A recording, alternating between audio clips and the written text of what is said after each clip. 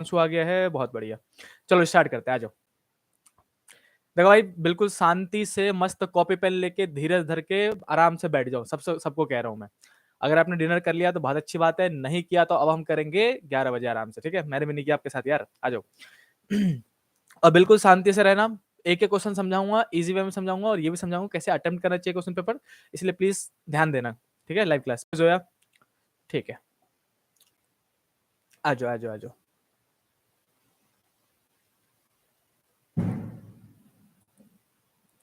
हम्म।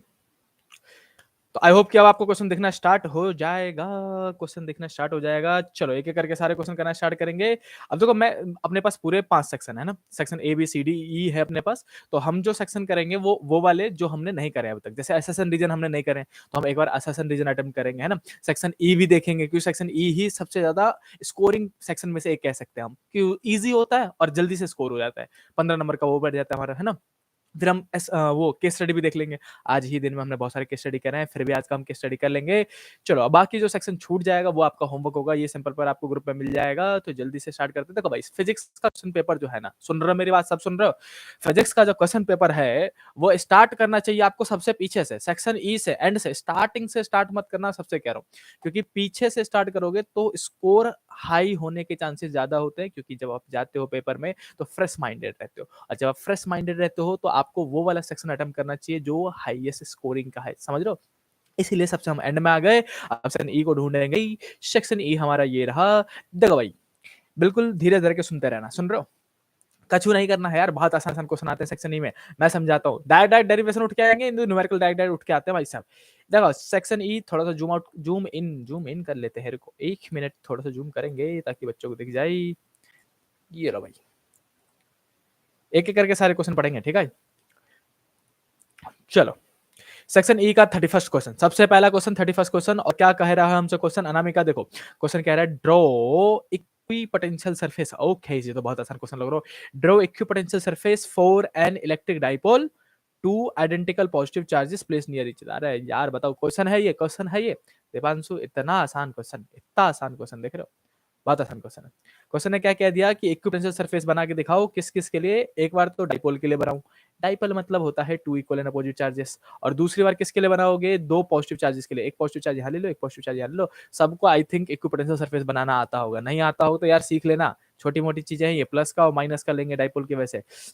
तो पहले तो इलेक्ट्रिक फील्ड लाइंस दिखा देना इसमें, ऐसे करके रंगोली बनाना। आई होप कि सबको आता है, मैं फिर भी जल्दी से दिखा देता हूँ। एरो में गलती मत करना, यहाँ पे बहुत सारी इलेक्ट्रिक फील्ड लाइंस दिखा दो। ये ऐसे करके दिखा दिया, ऐसे करके दिखा दिया, ऐसे करके दिखा दिया। और इसमें क्या होगा? इलेक्ट्रिक फील्ड इधर जाती हुई नजर आएंगी सारी की सारी, और इधर क्यों ना के बराबर होंगी, और ऐसे करके इलेक्ट्रिक फील्ड लाइंस जाती हुई नजर आएंगी। अब इक्विपोटेंशियल सरफेस बनाना था, वो बना देंगे।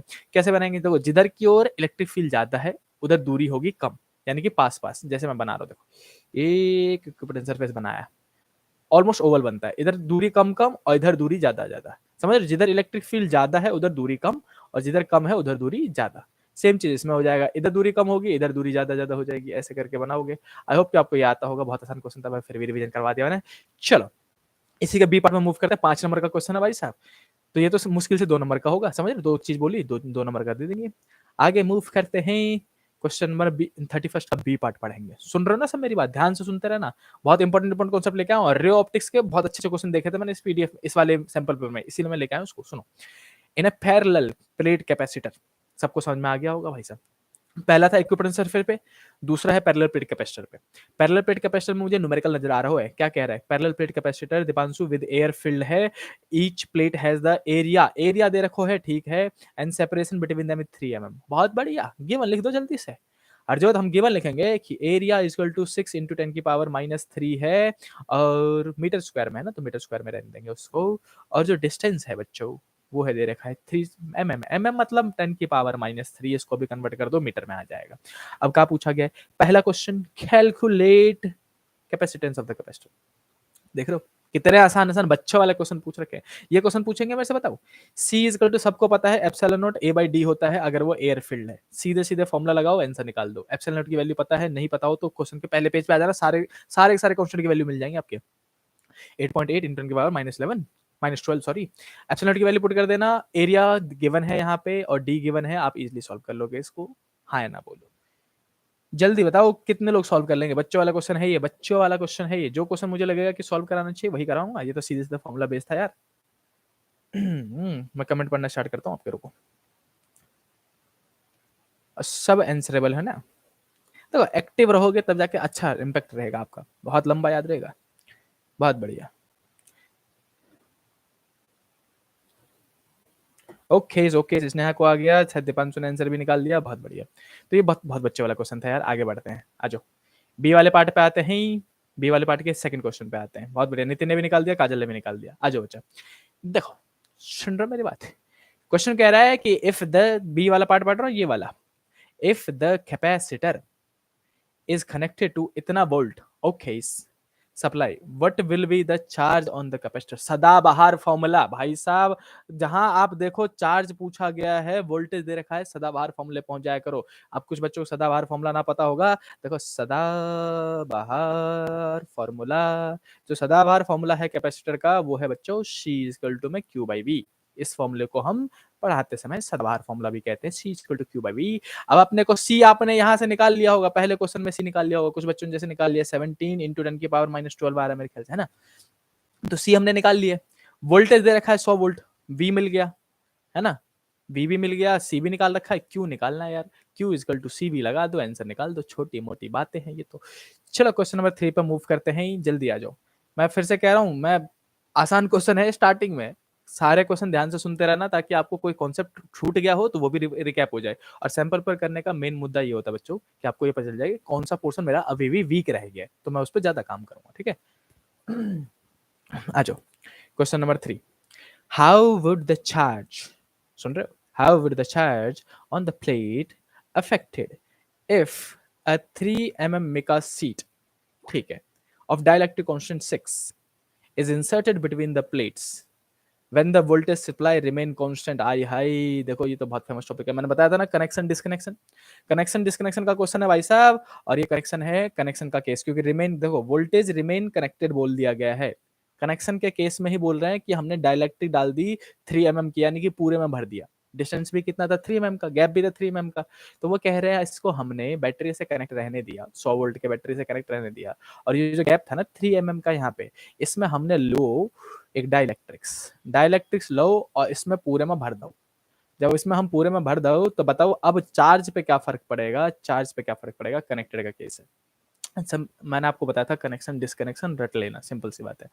या तो बहुत ट्रिकी क्वेश्चन आया तो भी आप उसको अटेम्प्ट कर पाओगे, और नहीं तो बेसिक सिंपल से क्वेश्चन आएंगे जैसे ये क्वेश्चन आ रखा है, सबको क्लियर? देखो बच्चे, जब कनेक्शन का केस होता है तो V और E, V and E, voltage and electric field remain constant रहता है। आपको थ्योरम पढ़ाया गया होगा ये, रिमेन कांस्टेंट। कौन कौन? जब कनेक्टेड का केस हो तो V एंड E कांस्टेंट रहेगा, बाकी सब 5 चीजें पूछी जाती है मैक्सिमम, मैं बता चुका हूँ सैंपल पर जब करा, सॉरी न्यूमेरिकल जब करा था तब भी बताया था मैंने आपको। 5 चीजें पूछी जाती हैं, कैपेसिटेंस पूछा जाएगा, चार्ज पूछा जाएगा, V पूछा जाएगा, E पूछा जाएगा, या फिर लास्ट पोटेंशियल एनर्जी U पूछ लेंगे, U। क्लियर हो गया? तो मैं कह रहा हूं कि जब कनेक्टेड का केस है तब V और E रहता है कांस्टेंट, और बाकी सब इंक्रीज हो रहा होता है, इंक्रीज हो रहा होता है। तो सीधे सीधे आंख बंद करके कह दो भाई साहब इंक्रीज हो जाएगा। कितना टाइम इंक्रीज हो जाएगा? के टाइम्स। जैसे हमने पहले दूसरे क्वेश्चन में हमने चार्ज निकाला था, ठीक है, दूसरे वाले पार्ट में हमने चार्ज निकाला था, मान लो कुछ भी आया हो, 10 आया मान लेते एग्जांपल के लिए, तो अब कितना हो जाएगा? के ऑफ क्यू इनिशियल, सिंपल से। के कितना दे रखा है? 6 दे रखा है, तो 6 इंटू में पहले का 10 इक्वल टू 60 कूलम हो जाएगा। तो जो भी पहले का निकला उसको के से मल्टीप्लाई करना होता है। आई होप कि ये क्वेश्चन पूरा समझ में आया हो। जल्दी से हाथ खड़े करके बताओ कि कितने लोगों को 31st क्वेश्चन समझ में आ गया। जल्दी जल्दी बताओ। 31st क्वेश्चन में पहला क्वेश्चन था इक्विपोटेंशियल सरफेस का, दूसरा क्वेश्चन था कैपेसिटेंस का, जिसमें हमने पहले कैपेसिटेंस निकाला, फिर हमने चार्ज निकाला सदाबहार फॉर्मूला लगा के, और फिर हमने कनेक्शन का केस किया डाइलेक्ट्रिक का। जल्दी से हाथ खड़े करके बताओ किस किस ने? हिमानी प्रजापति ने भी निकाल दिया, बहुत बढ़िया, शाबाश बच्चे। डन डन डन, बहुत बढ़िया। हरजोत को समझ में आ गया, काजल को भी समझ में आ गया, दीपांशु को भी समझ में आ गया। कब का समझ में आ गया? बहुत बढ़िया। आसान क्वेश्चन पे खुश हो रहे हो? रुको अभी रुको, आने दो, ऊपर स्क्रॉल कर दूं? बहुत बढ़िया। चलो भाई साहब इसको मिटाते हैं, आते हैं अगले क्वेश्चन पे। सॉरी कॉल आ गया। क्वेश्चन पे आते हैं, अगले क्वेश्चन पे। देखो और वाला पार्ट भी कर ही लेते हैं, और वाला पार्ट जल्दी जल्दी रीड करेंगे, कोई दिक्कत नहीं है। देखो सबसे पहला और वाला पार्ट, सुनते रहना, सुनते रहना। ये वाला क्वेश्चन मैं थोड़ा इधर कर देता हूँ इसको। तो अच्छा लग रहा है। देखो भाई, ये वाला पार्ट ए वाला क्वेश्चन कह रहा है 3 चार्जेस माइनस क्यू प्लस का कैपिटल क्यू और फिर minus Q R placed at the equal distances on a straight line. Straight line पे है, एक ही लाइन पे तीनों चार्जेस इक्वल डिस्टेंस पे है। ठीक है, क्वेश्चन आगे पढ़ते हैं। इसके बाद का बोलोगे हो हमसे, इसके बाद हमसे बोलोगे हो कि ये रहा क्वेश्चन आगे। ये वाला क्वेश्चन पर मैं भेज दूंगा अभी। Potential energy of the system of these charges is zero. Okay. What is the ratio of q raised to q? देखो क्वेश्चन बहुत आसान सा है, बस समझने की देरी थी इस क्वेश्चन में। क्वेश्चन कह रहा है कि 3 चार्जेस है, एक माइनस का q है, एक प्लस का कैपिटल q है, कैपिटल q, और एक फिर माइनस का कैपिटल Q है। तीनों के तीनों एक ही लाइन पे रखे हुए हैं, वो भी इक्वल डिस्टेंस पे। यानी कि अगर यहाँ से यहाँ का डिस्टेंस, अगर आप इसको x या फिर r कहते हो, तो यहाँ से यहाँ का भी डिस्टेंस कितना है, r। और ये कह रहे हैं कि बच्चों ये जो पूरा सिस्टम बना ना अपने पास, ये सिस्टम, इस पूरे सिस्टम का पोटेंशियल एनर्जी जो है, पोटेंशियल एनर्जी सुन रहे हो, पोटेंशियल एनर्जी मतलब U इज 0 है। तो बताओ Q बाई Q का रेशियो क्या होगा? बहुत आसान काम, पोटेंशियल एनर्जी निकालो, इक्वल टू 0 रख दो, अपने आप रेशियो सॉल्व होकर निकल जाते हैं। कैसे करोगे मैं बताता हूँ। आई होप के पास पोटेंशियल एनर्जी का फॉर्मूला याद हो आपको। तो बच्चों पोटेंशियल एनर्जी का फॉर्मूला होता है U इक्वल टू में K Q1 Q2 अपॉन में R। बेसिक सा फॉर्मूला है, बस ये याद रखना, हर दो चार्ज के बीच में लगता है, एवरी टू चार्ज के बीच में, एवरी टू चार्ज। ये कॉन्सेप्ट बहुत बार रिवाइज करवाते हैं बच्चों को जब ये फॉर्मूला पढ़ा रहे होते हैं कि हर दो चार्ज के बीच में। पहले किसके बीच में? तो इन दोनों के बीच में। फिर दूसरा किसके बीच में? तो इन दोनों के बीच में। और तीसरा भी लगेगा। तीसरा कौन सा पूछो? तीसरा कौन सा? इसके बीच में और इसके बीच में, हर दो चार्ज के बीच में 3 पोटेंशियल एनर्जी है यहाँ पे। तो जो ज्यादा गंदा होगा उसको थोड़ा सा मिटा देता हूँ मैं। तो 3 पोटेंशियल एनर्जी निकालेंगे और तीनों को जोड़ के फिर 0 के बराबर रख देंगे हम। सुनो कैसे करेंगे, अभी कर देता हूँ, छोटा सा है। हम करेंगे पहला इन दोनों के बीच में पोटेंशियल एनर्जी, तो कितना लिखूंगा, K माइनस का Q है तो माइनस साइन आगे ले रहा हूँ, Q कैपिटल Q अपॉन दूरी कितनी है, R। ठीक है, फिर प्लस इन दोनों के बीच में, इन दोनों के बीच में कितना होगा, फिर से K कैपिटल Q, छोटा वाला Q माइनस Q है तो माइनस Q अपॉन में R लिख दूंगा। अब बचा छोटा वाला और ये छोटा वाला दोनों के बीच में, तो इसमें लिखोगे plus K minus Q plus का Q हो जाएगा, तो Q स्क्वायर हो जाएगा, राइट। और अपॉन में दूरी लेने बच्चे गलती कर देते हैं, R मत ले लेना, यहाँ पे R प्लस R 2R है ना? तो दूरी हो जाएगा 2R इक्वल टू रख दो 0। अपने आप सॉल्व होकर आंसर निकल जाएगा। देखो ये भी माइनस का है, स्मॉल क्यू भूल गया मैं यहाँ ये भी माइनस का है, ये भी माइनस का है, तो ये हो जाएगा माइनस का 2 Q अपॉन में R, और ये रहेगा प्लस का Q स्क्वायर अपॉन में 2R इक्वल टू में 0। अब इसी को सॉल्व कर दो, ये माइनस वाला उधर भगा दो, प्लस में कर दो, तो ये हो जाएगा Q स्क्वायर अपॉन में 2R इक्वल टू में 2KQ अपॉन में R। 31 खेल लो, R से R कट जाएगा, K से K कट जाएगा, एक Q से स्क्वायर कट जाएगा, तो जो बच गया वो अपना आंसर हो जाएगा। जो बच गया वो लिख रहा हूँ मैं यहाँ पे, जल्दी से आ जाऊँ। तो यहाँ पे बचा है 1/2 LHS में, बस 1/2, और यहाँ पे बचा है 2 और कैपिटल Q, और एक Q यहाँ पे बचा हुआ है। तो यहाँ पे Q बचा था, यहाँ पे बचा हुआ है 2 कैपिटल Q। अब मुझे स्मॉल q को इधर लाना है, 2 को इधर भेजना है, तो 1/4 इक्वल टू Q/Q आ जाएगा। यही हमारा रेशियो है। इस टाइप के क्वेश्चन मैंने जानबूझ के करवा दिए क्योंकि बहुत सारे बच्चों ने प्रैक्टिस नहीं करा होता है। चलो, आई होप कि ये समझ में आ गया होगा। कोई नहीं, विवेक आ जाओ बच्चा, अभी स्टार्ट ही किया। जानवी कह रही है मुझे बहुत डर लग रहा है, बिल्कुल कॉन्फिडेंस नहीं आ रहा है, कैसे जाएगा पेपर। बस पेपर तो बहुत आज अच्छे में जाएगा, चिंता मत करो आप। बस इतना करो, कॉन्फिडेंस गेन करने के लिए रिवीजन जरूरी है। अगर आपने अपने सिलेबस को, अपनी कॉपीज को बार बार रिवाइज कर लिया तो वैसे कॉन्फिडेंस गेन हो जाएगा। चलो आ जाओ आ जाओ आ जाओ आ जाओ। हिमानी एक बार और समझाऊं इसी क्वेश्चन को। देखो बच्चा, 3 चार्जेस लाइन चार्जेस पे थे, इक्वल डिस्टेंस बोल दिया इसलिए आर आर ले लिया हमने, ठीक है। अब तीनों का पोटेंशियल एनर्जी निकाल दो। पहले इन दोनों चार्ज के बीच में, मैं फिर से हाईलाइट कर देता हूँ थोड़ा सा। पहले इन दोनों चार्ज के बीच में पोटेंशियल एनर्जी, और फॉर्मूला कौन सा लगाना है, ये वाला। फिर दूसरा इन दोनों चार्ज के बीच में, और फिर तीसरा छोटे वाला और छोटे वाला इन दोनों के बीच में। बस जब छोटे वाला लो तो 2R लेना, क्योंकि R और R 2R डिस्टेंस हो जाएगा।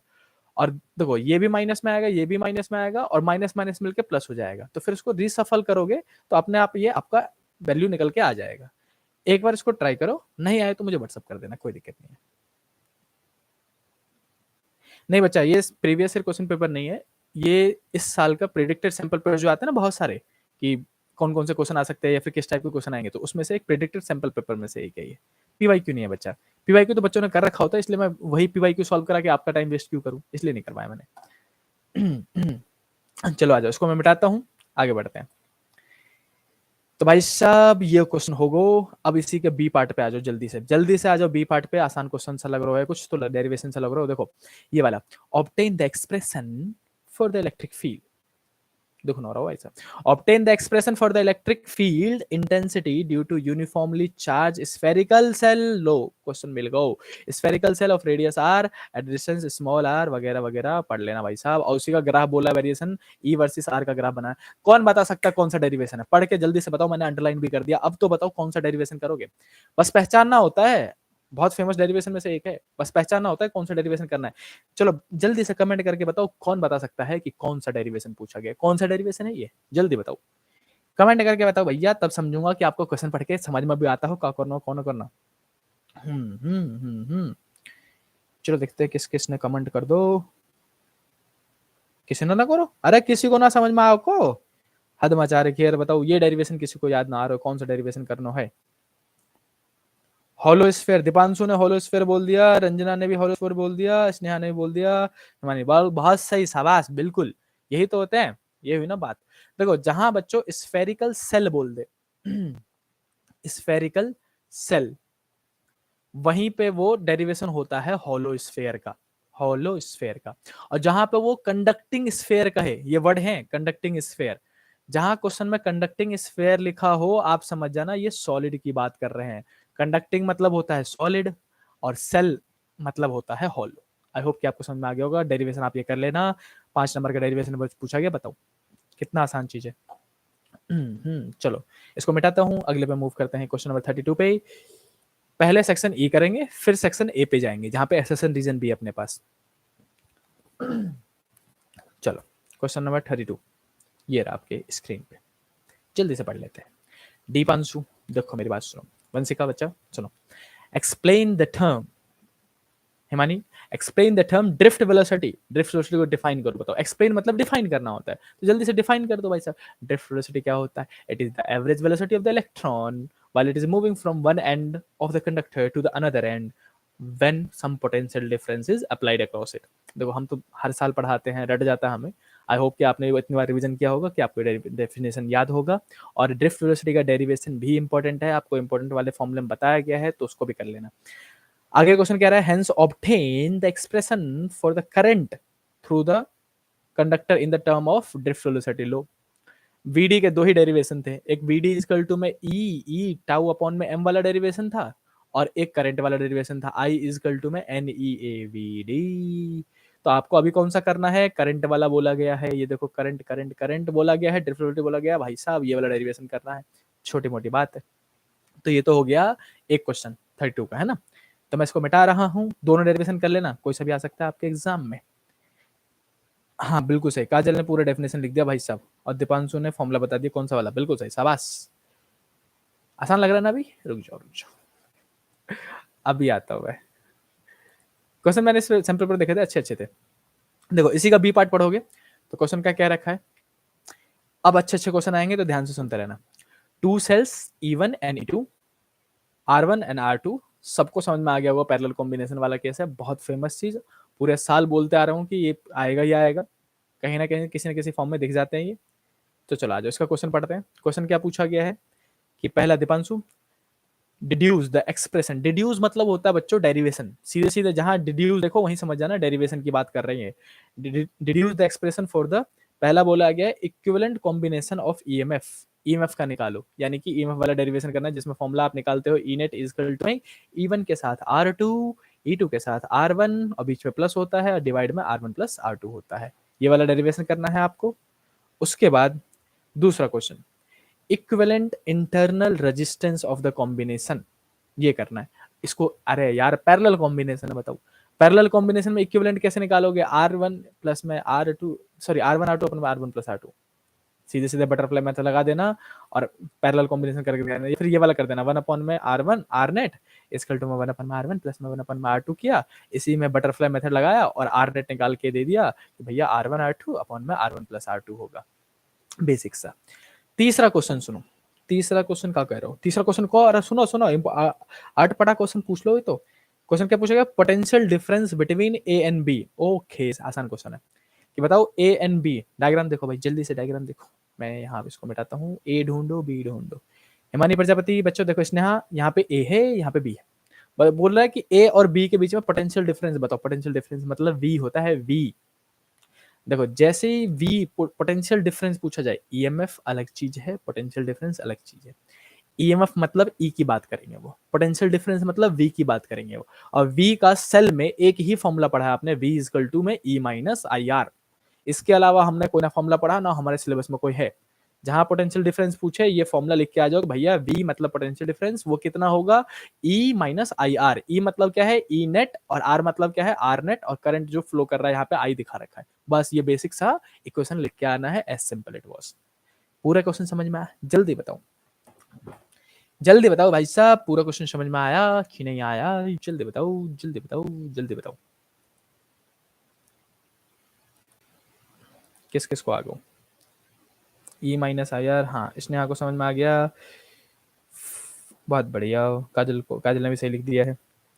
सुनो बच्चों, अब अच्छे क्वेश्चन की तरफ मूव करते हैं।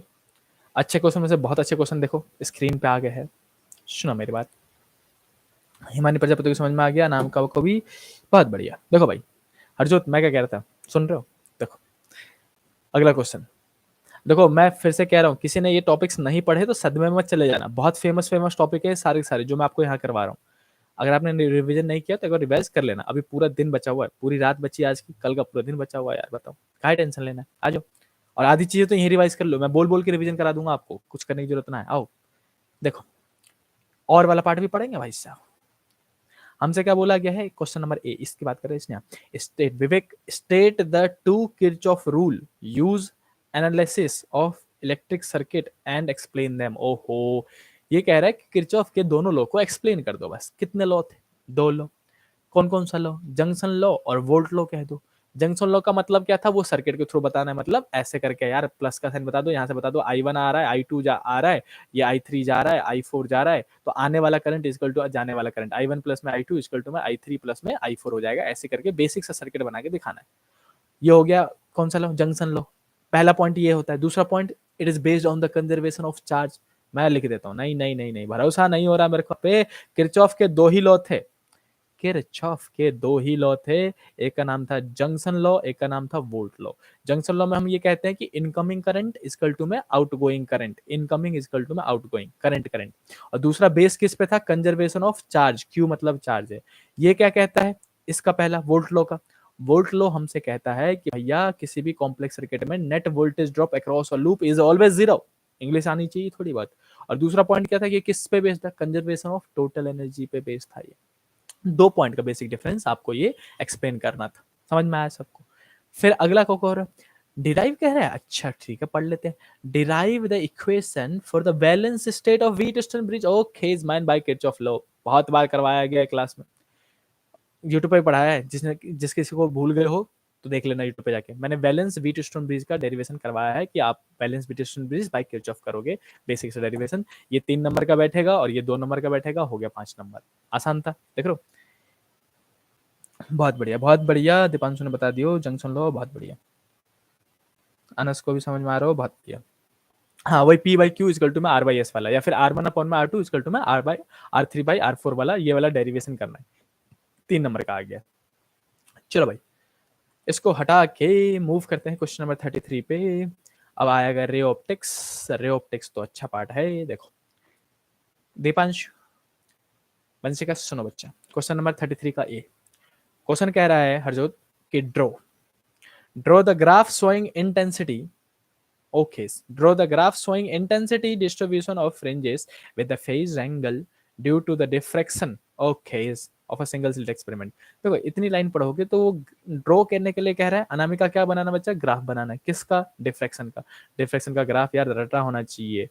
इंटरफेरेंस का डिफ्रेक्शन का ग्राफ एक डिफरेंस का ही पॉइंट बन जाता है मेन, ऐसे करके धीरे धीरे धीरे धीरे धीरे धीरे धीरे डिक्रीज होता चला जाएगा, ये वाला आपको ग्राफ बताना है। और यही इंटरफेरेंस होता तो क्या होता, सबका पीक बराबर बराबर दिखा देते हैं ऐसे करके, जिसमें पीक बराबर हो वो इंटरफेरेंस है और जिसमें कम हो रहा हो वो डिफ्रेक्शन है, राइट। अब उसके आगे क्या बोला गया, ग्राफ तो हमने बना दिया। What is the width of central maxima, ये देख रहे हो क्वेश्चन यहाँ पे, what is the width of central maxima in comparison to the secondary maximas. Okay, बहुत सिंपल सा बात है, डबल होता है। थीटा सी एम आपने पढ़ा होगा, यहाँ लिख देता हूं मैं, थीटा सी एम कितना होता है, 2 लैम्डा डी बाई डी कह दो या फिर ए कह दो, जो भी आपने पढ़ा होता है। और बेसिक जो थीटा सेकेंडरी मैक्सिमास होते हैं उसका होता है सिर्फ लैम्डा बाई ए। तो जो सेंट्रल मैक्सिमा है वो 2 गुना होता है किसी और सेकेंडरी मैक्सिमास के कंपैरिजन में। बहुत आसान क्वेश्चन में से एक सिर्फ डायग्राम पूछा गया और एक कंपैरिजन पूछा गया सेंट्रल मैक्सिमा का, वो देख रहे थे फॉर्मूला आता है कि नहीं। सॉरी, थीटा सी एम को डी नहीं आएगा, थीटा में डी नहीं आता है, थीटा में डी नहीं आता है। तो थीटा सी एम का फॉर्मूला 2 लैम्डा बाई ए और थीटा का formula lambda by A, as simple it was. तो हम कह देंगे डबल होता है भाई साहब।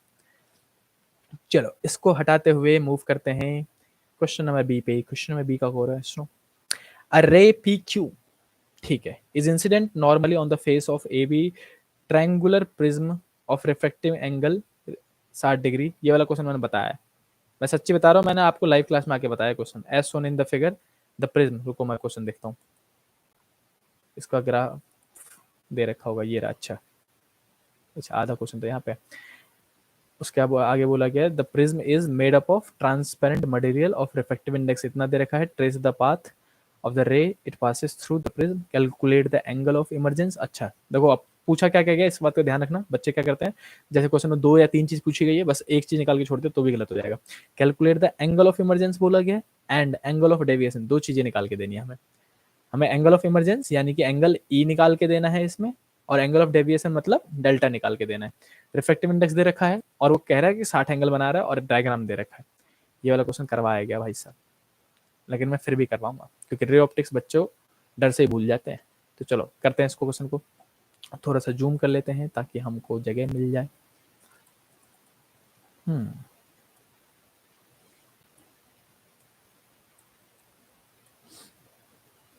देखो यहीं से करना स्टार्ट करते हैं साइड से।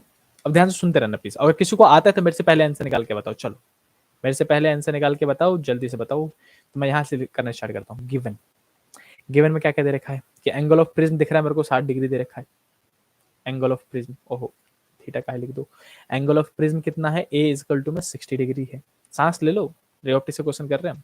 और यहाँ पे देखोगे तो जो रे आया है वो 90 डिग्री पे आया हुआ है, और इस रे को मैं ऐसे करके ऐसे करके ऐसे करके आगे प्रोजेक्ट करवा दूंगा।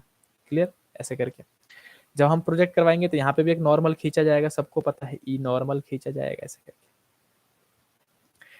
ये 90 डिग्री था तो ये भी 90 डिग्री पे ऐसे करके पास हो जाएगा। ये देखो ये 60 डिग्री, ये 90 डिग्री, तो ये कितना डिग्री होगा, 30 डिग्री ना, 180 होता है ना सम। और अगर ये 30 है तो ये कितना होगा, ये वाला ये होगा 60 डिग्री, क्योंकि पूरा 90 होता है, नॉर्मल है ना ये तो। अब यहाँ से रे को जाना चाहिए था सीधे सीधे, लेकिन सीधे सीधे निकलेगा नहीं वो, क्योंकि डेविएट होगा ना, डेंसर से रेयर जा रहा है तो अवे फ्रॉम द नॉर्मल ऐसे करके झुक जाएगा नीचे की तरफ। तो हमको कौन सा एंगल निकालना है, एंगल ई, ये वाला, इसको कहते हैं एंगल ई। ये एंगल निकाल के देना है। चलो भाई अब गिवन लिखते हैं, ए दे रखा था, म्यू भी दे रखा है, रिफ्रैक्टिव इंडेक्स ये रहा 2/√3। ठीक है दीपांशु, अब आपको सबसे पहले क्या निकालोगे बताओ, angle of deviation, angle of emergency में से कोई एक चीज निकाल दो। अगर आपको देखो यहाँ इस जगह पे स्नेल्स लॉ लगा दो तो आपका ई निकल जाएगा, और फिर डेविएशन का फॉर्मूला लगा दो तो डेल्टा निकल जाएगा। पहले हम यही कर लेते हैं, हम लिखेंगे अकॉर्डिंग टू स्नेल्स लॉ, भौवा लॉ के तहत। भौवा लॉ कहते हैं स्नेल्स लॉ। स्नेल्स लॉ कि रिफ्रैक्टिव इंडेक्स μ/1 इक्वल टू में क्या होता है, साइन आई अपॉन में साइन आर कहते हैं।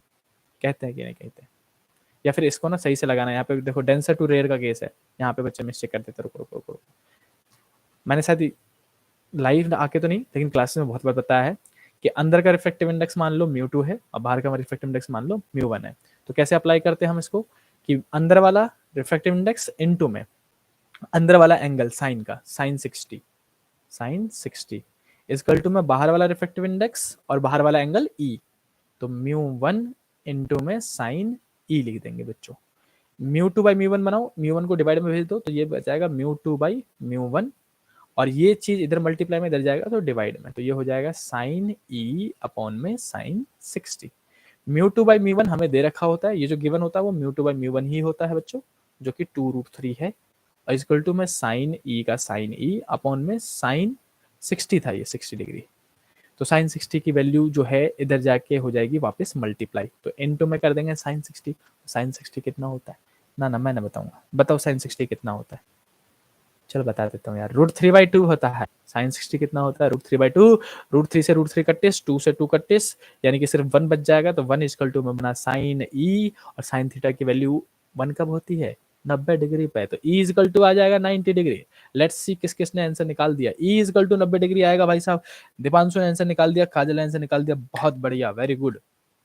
आई होप कि ये समझ में आ गया होगा बच्चों, यहाँ पे सिली मिस्टेक करने के चांसेस थे रे ऑप्टिक्स से, इसलिए बच्चे डरते हैं, क्योंकि डेंसर से रेयर का केस है, उल्टा केस है ना, तो आप इसमें ऐसे करके साइंस लगाना, अंदर वाला इंटू में अंदर वाला एंगल, इक्वल टू में बाहर वाला इंटू में बाहर वाला एंगल। तो ये हो गया पहला पार्ट सॉल्व, ठीक है। दूसरा भी था एंगल ऑफ डेविएशन निकालना, इसको भूल मत जाना। आज देखो भाई, एंगल ऑफ डेविएशन कैसे निकालोगे, एंगल ऑफ डेविएशन निकालने के लिए आपको डेल्टा का फॉर्मूला लगाना पड़ेगा, कोई सा फॉर्मूला लगा दो आंसर निकल जाता है ऑलमोस्ट। तो डेल्टा डेल्टा इक्वल टू क्या होता है, एक तो फॉर्मूला 2i माइनस ए पढ़ा होगा आपने, कब, जब ये मिनिमम डेविएशन का केस था, रहने दो मिनिमम डेविएशन का केस याद मत करो, आप मेन फॉर्मूला याद करो, ज्यादा बता रहे यार। देखो भाई साहब, मैं क्या कह रहा हूँ, डेल्टा का फॉर्मूला होता है आई प्लस में ई माइनस में ए, बेसिक सा फॉर्मूला, राइट। अब यहाँ पे ए क्या है अपना, 60 डिग्री है, गिवन था क्वेश्चन में, गिवन नहीं है ना, देखो 60 डिग्री, और ई कितना निकाला हमने, 90 डिग्री निकाल दिया। आई कितना है, आई मतलब यहाँ वाला एंगल, यहाँ ये यहाँ पे एंगल कितना है, आई इक्वल टू में, आई इक्वल टू में 0 डिग्री है, पूछो कैसे, 90 डिग्री मत लिख देना कोई, यार सच्ची बता रहा हूँ, यहाँ बच्चे 90 डिग्री भी कर देते कई बार, 90 डिग्री नहीं होगा, आई पूछा गया है, आई किसके बीच में होता है, नॉर्मल के बीच में और इंसिडेंट के बीच में, इंसिडेंट रे कहाँ है, इसी लाइन पे आ रहा है ऐसे करके, ये रहा, और नॉर्मल भी किसी पे खींचोगे इसी पे, तो एंगल बनेगा 0, एंगल आई 0 लेंगे यहाँ पे, और फिर सॉल्व करना इसको, पुट कर दो इसमें, आंसर निकल जाएगा, डेल्टा इक्वल टू में आई मतलब है 0 प्लस में 90 माइनस में 60, इट विल बी 30 डिग्री। किस किस का आंसर 30 डिग्री निकला, जल्दी बताओ मेरे को। इसने यहाँ का 120 निकल रहा था, 90 डिग्री ले लिया होगा तभी 120 निकलता था, देख रहे हो, silly mistakes man, silly mistakes, कोई ना, माफ किया। आई होप कि आप समझ में आ गया होगा। प्रिज्म के क्वेश्चन होते ही ऐसे हैं, तो प्रिज्म के फॉर्मूले और कुछ क्वेश्चन मैंने जो लाइव आके प्रैक्टिस करवाए थे रे ऑप्टिक्स में, वो देख लेना, सेम टाइप के क्वेश्चन करवाए थे यार मैंने वहां पे, मैं आपको डिस्क्रिप्शन में लिंक दे दूंगा उस पर्टिकुलर रे ऑप्टिक्स के लाइव क्वेश्चन का, तो उसको प्रिज्म वाला पार्ट देख लेना, क्योंकि वहां पे मैंने बताया कि प्रिज्म वाला पार्ट इंपॉर्टेंट है, आता है भाई, सबको पता है प्रिज्म इंपॉर्टेंट टॉपिक है। चलो मिटा देते हैं इसको, अगले क्वेश्चन पे मूव करते हैं, ठीक है। रोना वोना नहीं, कोई रोए, कोई नहीं रोएगा, बेसिक सिंपल पे छोटी मोटी चीजें हैं यार ये, आ जाओ। देखो आंसू निकले तो कोई नहीं, पूछ लेना, क्या कर सकते हैं, लेकिन मैं समझाऊंगा, अच्छे से समझाऊंगा, चिंता मत करो। और किसी क्वेश्चन को समझ में ना आए तो मुझे बता देना, मैं रिपीट करता हूँ दोबारा। क्वेश्चन नंबर ये वाला करेंगे, right 2 point of difference between interference pattern and diffraction pattern. बताओ क्वेश्चन है ये, कह रहा है कि 2 पॉइंट का, बस दो पॉइंट का डिफरेंस लिख के दो, किसके बीच में, इंटरफेरेंस के बीच में और डिफ्रेक्शन के बीच में। सबसे मेन डिफरेंस क्या होता है कि इंटेंसिटी इंक्रीज होती रहती है, डिक्रीज होती रहती है, एक में डबल स्लिट चाहिए, एक में सिंगल स्लिट चाहिए, सबको आया, बेसिक से डिफरेंस लिख सकते हो, तो याद कर लेना इसको, तो मैं नहीं करवा रहा हूँ भाई सब, ये करवा तो दो। आगे मूव करते हैं, क्वेश्चन नंबर बी पार्ट पे आता है, बी वाले पार्ट पे आता है। देखो भाई, आपको एक क्वेश्चन दिख नहीं रहा होगा, मैं थोड़ा स्लाइड करता हूँ, बी वाला क्वेश्चन, बी वाला क्वेश्चन, और स्लाइड करता हूँ, अब पूरा क्वेश्चन दिख जाएगा आपको, ये रहा क्वेश्चन, कह रहा है, मैं पढ़ना स्टार्ट करता हूँ। A ray of light incident on the face A B है, ये पढ़ लेना, on the face A B of an equilateral glass prism. ओहो देखो, ये भी छोटी मोटी चीजें गिवन होती है, गिवन चीज है ये, इक्विलेटरल ग्लास प्रिज्म बोल दे मतलब सबको पता है कि एंगल ए कितना लेना है, 60 डिग्री लेना है, समझ गो। So that the minimum deviation is 30 degree. Okay, तो मिनिमम डेविएशन दे दो, delta is equal to 3 degree बोल दिया, ठीक है भाई साहब। Calculate the speed of light in the prism. ओहो अच्छा क्वेश्चन है, देखो भाई साहब, प्रिज्म के क्वेश्चन बनते ही बहुत तगड़े तगड़े, कुछ बच्चों को तो आंसू निकल जाते हैं प्रिज्म सॉल्व करने में, सच बता रहा हूँ मैं। अब देखो यहाँ पे क्या पूछ लिया, स्पीड। अब जिस बच्चे के दिमाग में पता है कि स्पीड मतलब स्नेल्स लॉ, भाई साहब मैं बार-बार कह रहा हूँ, भौवा लॉ बड़ा बदतमीज़ आदमी है, हर जगह घुस जाता है ये। स्नेल्स लॉ ही स्पीड भी बताता है, स्नेल्स लॉ ही वेवलेंथ भी बताता है और एंगल भी बताता है। 3 चीज़ों में फ़ॉर्मूला आता है इसका। म्यू 2 बाई म्यू 1 को हम कहते हैं sin i by sin r, एक ये फ़ॉर्मूला है आपके पास, जब हम एंगल्स की बात करते हैं। इसी में v1 बाई v2 का फ़ॉर्मूला जब हम वेलोसिटीज़ की बात करेंगे, और तीसरा लैम्ब्डा 1 बाई लैम्ब्डा 2। ये 3 जगह भाई साहब वेवलेंथ भी यही बताएगा, वेलोसिटी भी यही बताएगा, एंगल भी यही बताएगा। कौन? Refractive index. तो जैसे-तैसे आप क्वेश्चन से आप रिफ्रैक्टिव इंडेक्स ढूँढ लो। भैया हमको रिफ्रैक्टिव इंडेक्स बता दो, बाकी हम बता देंगे। समझ रहे हो? तो आ जाओ। तो हम कहते हैं, मान लेते हैं कि हवा में से ऐसे करके लाइट गयो, तो बाहर में स्पीड v1 जो होगी वो किसके बराबर होगी? c, स्पीड ऑफ लाइट के बराबर। समझ रहे हो? और इसके अंदर जाके हो जाएगा, जाना तो चाहिए था सीधे-सीधे, लेकिन सीधे-सीधे जाएगा नहीं, थोड़ा-सा बेंड होगा और यहाँ पे स्पीड हो जाएगी, मान लेते हैं v2। तो v2 हमको निकालना है। उसके लिए पहले म्यू निकालना पड़ेगा। म्यू का फॉर्मूला लिख दो। मैंने बता रखा आपको, प्रिज्म का बड़ा वाला फॉर्मूला, भाई साहब आंख बंद करके यूज करना स्टार्ट करो उसको। तो साइन डेल्टा प्लस ए अपॉन में 2 अपॉन में साइन a बाई 2। क्लास में मैंने इस पे भी बहुत सारे न्यूमेरिकल करवाए थे मेरे ख्याल से, दो न्यूमेरिकल तो करवाए थे मेरे ख्याल से मैं। आ जाओ। तो म्यू 1 हमको रिफ्रैक्टिव इंडेक्स निकालना है, तभी जाके वेलोसिटीज निकाल पाऊंगा मैं। तो साइन का साइन लिखूंगा, डेल्टा कितना है 30 डिग्री और ए कितना है 60 डिग्री। आ जाओ। तो ये हो जाएगा 30 प्लस में 60 अपॉन में स्नेहा 2 अपॉन में साइन का साइन, और a बाई 2 है तो a कितना है 60 है अपॉन में 2। लगा दो, वैल्यू सॉल्व कर दो, आंसर निकाल दो जल्दी जल्दी। ये हो जाएगा साइन 90, 90 अपॉन में 2 विवेक 45, साइन 45, साइन 45 कितना होता है 1/2 होता है। अपॉन में साइन 60 बाई 2, 60 बाई 2 30, और साइन 30 कितना होता है 1/2 होता है, 1/2। अब इसको रेसिप्रोकल कर दो जल्दी से, आंसर निकाल। म्यू 1 इक्वल टू 1/√2 का 1/√2, ये ऊपर जाके रेसिप्रोकल हो जाएगा, यानी कि 2/1 बन जाएगा। कट्टिस कट्टिस करोगे तो ये बच जाएगा सिर्फ √2। 2 को पता है ना, √2 इंटू √2 लिखते हैं। तो 2 को काटोगे √2 से तो सिर्फ √2 बच जाएगा। रिफ्रैक्टिव इंडेक्स √2 आ रहा हो भाई साहब, सुन रहे हो? अब लगा दो स्नेल्स लॉ। अब जैसे आपने ये निकाल दिया तो आप लिखोगे स्नेल्स लॉ के तहत हमको पता है म्यू 1 इक्वल टू में v1 बाई v2 होता है। सिर्फ वही वाला पार्ट लगाएंगे जो हमको काम का हो। समझ रहे हो? सब कुछ मत लिख देना। तो म्यू 1 इक्वल टू में v1 कितना था? c, स्पीड ऑफ लाइट, यानी कि 3 इंटू 10 की पावर 8 के बराबर, और v2 हमको निकालना था। इसको इधर भेज दो, इसको नीचे भेज दो, तो v2 इक्वल टू में 3 इंटू 10 की पावर 8 अपॉन में रिफ्रैक्टिव इंडेक्स कितना निकला है दीपांशु? √2। तो √2 कर दो, चाहो तो न्यूमेरिकल वैल्यू सॉल्व कर दो, मीटर पर सेकंड लिख दो, चलेगा, लेकिन कोशिश करना इसको भी सॉल्व कर दो भाई साहब, मैं ना करूंगा। चलो, आई होप कि ये समझ में आ गया हो। स्नेल्स लॉ को बिल्कुल मत छोड़ना, बहुत इंपॉर्टेंट फॉर्मूला में से एक है ये, हर जगह रे ऑप्टिक्स में आता ही आता है भाई साहब, सिंपल सी बात है। मूव करते हैं इसके सेकंड पार्ट पे। शुरू में तो बहुत खुश हो रहे हो, कितना आसान आसान क्वेश्चन मिल रहा है। अब आ जाओ प्रिज्म पे करो। चलो इसको मिटाता हूं मैं, किसी को स्क्रीनशॉट चाहिए हो तो भेज के ले लिया करो जल्दी से, और ये वीडियो अपलोड रहेगी तो आप बाद में इसको देख सकते हो, कोई दिक्कत नहीं है। चलो भाई साहब, अब अगला क्वेश्चन पूछा गया है, और सेक्शन ए का लास्ट क्वेश्चन। हमने और वाले क्वेश्चन भी करे हैं सारे के सारे, समझ रहे हो? प्रैक्टिस हो रही है, पूरे पूरे चैप्टर रिवाइज हो जाएगा इसमें तो, और मेन मेन इंपॉर्टेंट टॉपिक भी ध्यान से सुनते रहो।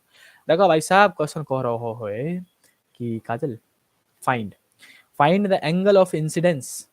Okay, angle of incidence find करना हो हमको at the face A B. Okay, इस वाले फेस पे, ए बी वाले फेस पे एंगल ऑफ इंसिडेंस की कितने एंगल पे एक रे लेके आऊं, ये नॉर्मल खींचूंगा ऐसे करके, तो ये वाला एंगल आई पूछा जा रहा है मेरे से, ठीक है। So that emergent ray grazes along the AC, AC के अलोंग ग्रेज करेगा। देखो ग्रेज मतलब मैंने पढ़ा रखा होगा, पढ़ाया था, और बच्चों ने भी पढ़ा होगा कि भाई साहब ग्रेज मतलब बिल्कुल चिपक के निकलता है सरफेस से। मैं समझाता हूँ, देखो इसको जाना किधर चाहिए था? सीधे सीधे, लेकिन रेयर से डेंसर जा रहा है, थोड़ा सा बेंड होगा ऐसे करके, यहाँ पे जाएगा कहीं पे, गया। अब फिर से यहाँ पे नॉर्मल खींचोगे आप ऐसे करके, ये हमारा नॉर्मल, फिर से इसको जाना किधर चाहिए था? सीधे सीधे, लेकिन ये थोड़ा सा और बेंड हो जाएगा ऐसे करके, और ये इमरजेंट रे कहलाते हैं। लेकिन इमरजेंट रे को क्या बोला गया? ग्रेज करवाना। ग्रेज मतलब होता है विवेक, बिल्कुल सरफेस से चिपक के लेके जाओगे इसको। मैं इसको पीले कलर से करूंगा भाई साहब, ये यहाँ से ऐसे करके बिल्कुल इस सरफेस पे चिपक के जाएगा ऐसे करके, पीला कलर दिखी ना रहा, इस सरफेस से पिंक कर दो इसको, ऐसे करके चिपक के जाएगा। तो एंगल ई जो होगा बच्चों वो कितना हो जाएगा? 90 डिग्री। यहाँ पे एंगल ई जो है वो 90 डिग्री हो जाएगा। अब आपको निकालना क्या है? और angle of minimum deviation variation की बात नो करी गई है, तो यहाँ पे भाई साहब लगाना पड़ जाएगा स्नेल्स लॉ। बड़ा बदतमीज फॉर्मूला है वो, मैं कह रहा हूँ ना। पहले आप लगाओगे इस जगह पे स्नेल्स लॉ, फिर लगाओगे आप इस जगह पे स्नेल्स लॉ, फिर कहीं जाके आई निकलेगा इस केस में। लेंदी हो गया ये क्वेश्चन, 5 नंबर में बहुत तगड़ा क्वेश्चन पूछ लिया ये। इतना लेंदी क्वेश्चन तो ना पूछना चाहिए था। चलो फिर भी पूछ ले तो बता देते हैं इनको, इनको बता रहा होगा, हमको पहले साथ आओ। देखो भाई, यहाँ पे R2 मार्क कर दो और यहाँ पे R1 मार्क कर दो। पहले आप स्नेल्स लॉ की मदद से R2 निकाल लो, फिर आप R1 निकाल लेना और फिर आप निकालोगे I, ऐसे करके। देखो कैसे करेंगे मैं बताता हूँ। रिफ्रैक्टिव इंडेक्स कितना था, हमने √2 निकाला था इसी क्वेश्चन का, कंप्लीट हो गया। अब हमको करना है, एक काम करो, छोटा वाला फॉर्म लगाना जरा, छोटा वाला फॉर्म लगेगा I प्लस में E माइनस A वाला। अगर इसी से फॉर्मूला निकल गया डायरेक्टली आंसर, लेकिन हमें डेल्टा भी तो चाहिए। ओह बदतमीज, छोटा वाला फॉर्मूला लगा सकता, डेल्टा निकालना पड़ जाएगा। नहीं होगा भाई साहब, कुछ नहीं हो सकता इस क्वेश्चन में, लगाना पड़ेगा भाई बड़ा वाला फॉर्मूला। आ जाओ, रिफ्रैक्टिव इंडेक्स है μ2। अब हम बोलेंगे कि स्नेल्स लॉ लगा दो, अकॉर्डिंग टू स्नेल्स लॉ। इतना लेंथी क्वेश्चन देख के ना सॉल्व करने का मन नहीं करता कभी कभी मेरे को, लेकिन फिर भी मैं आप लोग के लिए कर दूंगा इसको। देखो कैसे करेंगे, μ2 बाहर वाला μ1, फिर से वही केस कि μ2 इंटू में अंदर वाला साइन R2 इजकल टू में μ1 इंटू में साइन 90 बाहर वाला, समझ रहे हो। तो μ2 बाई μ1 करोगे, ये चीज इधर आ जाएगी और साइन चला जाएगा इधर, तो साइन 90 अपॉन में साइन R2 हो जाएगा। ये वाली जो वैल्यू है μ21 वो ही होती है √21 जो आपको दे रखा होता है। तो ये तो है बच्चों √2, ये हो जाएगा साइन 90 की वैल्यू 1 और साइन R2, साइन R2 को इधर भेज दो, √2 को इधर भेज दो, साइन R2 इजकल टू में 1/√2 हो जाएगा स्नेहा। और √2 1/√2 कब होता है, 45 डिग्री पे। तो हम बोलेंगे यहाँ पे बच्चों R2 की जो वैल्यू आएगी वो 45 डिग्री आएगी। ये हमने निकाल दो R2। जैसे आप R2 निकाल दो, फिर आप चले जाओ फॉर्मूले पे, कौन सा वाला, R1 प्लस में R2 इजकल टू में A होता है, सबको पता है, और इक्विलेटरल प्रिज्म बोल दिया था। तो R1 निकालो जल्दी से, R1 का R1, R2 हमने निकाल लिया है 45, तो इसको पुट कर देंगे 45, और एंगल ऑफ प्रिज्म कितना था 60 डिग्री। इसको इधर भेज के माइनस कर दिया, R1 इक्वल टू में आएगा 60 माइनस 45, 15 डिग्री। अब ये लो, क्वेश्चन को तो इतना बर्बाद कर दिया, 15 डिग्री दे दिया, साइन 45, साइन 15 किसी को पता ही नहीं होगा। चलो कोई नहीं, R1 यानी कि ये वाला एंगल आ गया 15 डिग्री। और ऐसे क्वेश्चन में या तो वो साइन 15 की वैल्यू देंगे, वरना बच्चा वही साइन 15 तक ही छोड़ के आएगा। मैं आपको बताता हूँ इस आंसर को कहाँ तक छोड़ना, बच्चे घबरा जाते हैं कि साइन 15 तो पता ही नहीं है, और फिर वो दूसरे बच्चों की बात मान लेते हैं। मैं बताता हूँ इस आंसर को कहाँ तक छोड़ेंगे। यहाँ तक कर लिया हमने, R1 निकाल लिया, फिर स्नेल्स लॉ लगा दो ए बी वाले सरफेस पे। तो अकॉर्डिंग टू स्नेल्स लॉ, यहाँ पे लिखा मैंने ऐसे करके, according to Snell's law at surface A B ऐसे करके लिख दिया ताकि उनको समझ में आ जाए। अब हम लगाएंगे फिर से μ21 इक्वल टू में, सिंपल सी बात, रेयर टू डेंस का केस है तो आप लगा सकते हो सीधे सीधे कि μ2 बाई μ1 इक्वल टू में साइन आई अपॉन में साइन R1 होगा इस बार, है ना, अंदर वाला R1 एंगल है। तो μ21 कितना है, √2 की वैल्यू दे रखी थी मेरे को, और साइन आई मेरे को निकालने का है, और ये कितना हो जाएगा बच्चों, साइन 15, क्योंकि R1 की वैल्यू कितनी आ रही है, साइन 15, राइट। अब इसको भेज दो इधर, तो आप लिखोगे कि साइन आई जो है वो बराबर आएगा किसके, √2 इंटू में साइन 15 के। अब मुझे एग्जाम में साइन 15 की वैल्यू पता नहीं है और ना ही उन्होंने गिवन की है, तो मैं इसको आंसर को छोड़ूंगा कहां तक। अब बच्चा यहाँ तक छोड़ेगा तब भी टीचर आधे नंबर काट देगा। पूछे क्यों, क्योंकि उन्होंने एंगल ऑफ इंसिडेंस पूछा था, साइन थोड़ा ना पूछा था, आई पूछा था। तो इसमें बस आप एक काम करो, आई को यहीं रहने दो, साइन को इधर भगा के साइन इनवर्स कर दो, साइन इनवर्स, साइन की पावर -1, और ब्रैकेट में लिख दो बाकी सब कुछ, √2 इंटू में साइन 15 डिग्री ऐसे करके। अब मजाल है टीचर की, आधे नंबर भी काट ले इसमें, इतना लिख के आ जाना आप, आधे नंबर भी नहीं कटेंगे इसमें, सिंपल सी बात है। या फिर साइन 15 की वैल्यू देनी चाहिए इनको, क्लियर हो गया। तो घबराना मत, आप इतना आंसर छोड़ के आओ, पूरे नंबर मिलेंगे, बस इस पे मत छोड़ देना यार, वरना वो फिर नंबर काटने के चांसेस हो जाते हैं, समझ रहे हो। आई होप कि ये पूरा क्वेश्चन समझ में आया है, जल्दी से मुझे कमेंट करके बताओ, ऐसा मजा आ गो। पूरा सेक्शन ई कंप्लीट किया हमने, जिसमें से प्रिज्म के क्वेश्चन बहुत तगड़े बने, हमने कुछ डेरिवेशंस देखे, उसको मैं रिकैप करा देता हूँ। जल्दी से बताओ किस किस को समझ में आया, किस किस को समझ में आया, जल्दी से कमेंट करो। किसी को स्क्रीनशॉट चाहिए तो भाई साहब ले लो, और प्रिज्म वाले क्वेश्चन दोबारा कर लेना, आई विल सजेस्ट यू। काजल को समझ में आ गया, सार्थक गुड इवनिंग बच्चा, good evening good evening. Himani को आगो, ठीक है, बहुत बढ़िया।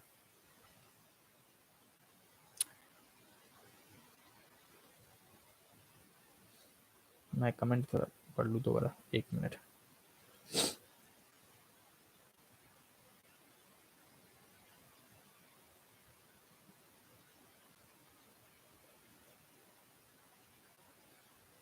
अभी हम करेंगे, आ जाओ जल्दी से, बहुत बढ़िया। अनामिका को समझ में आ गया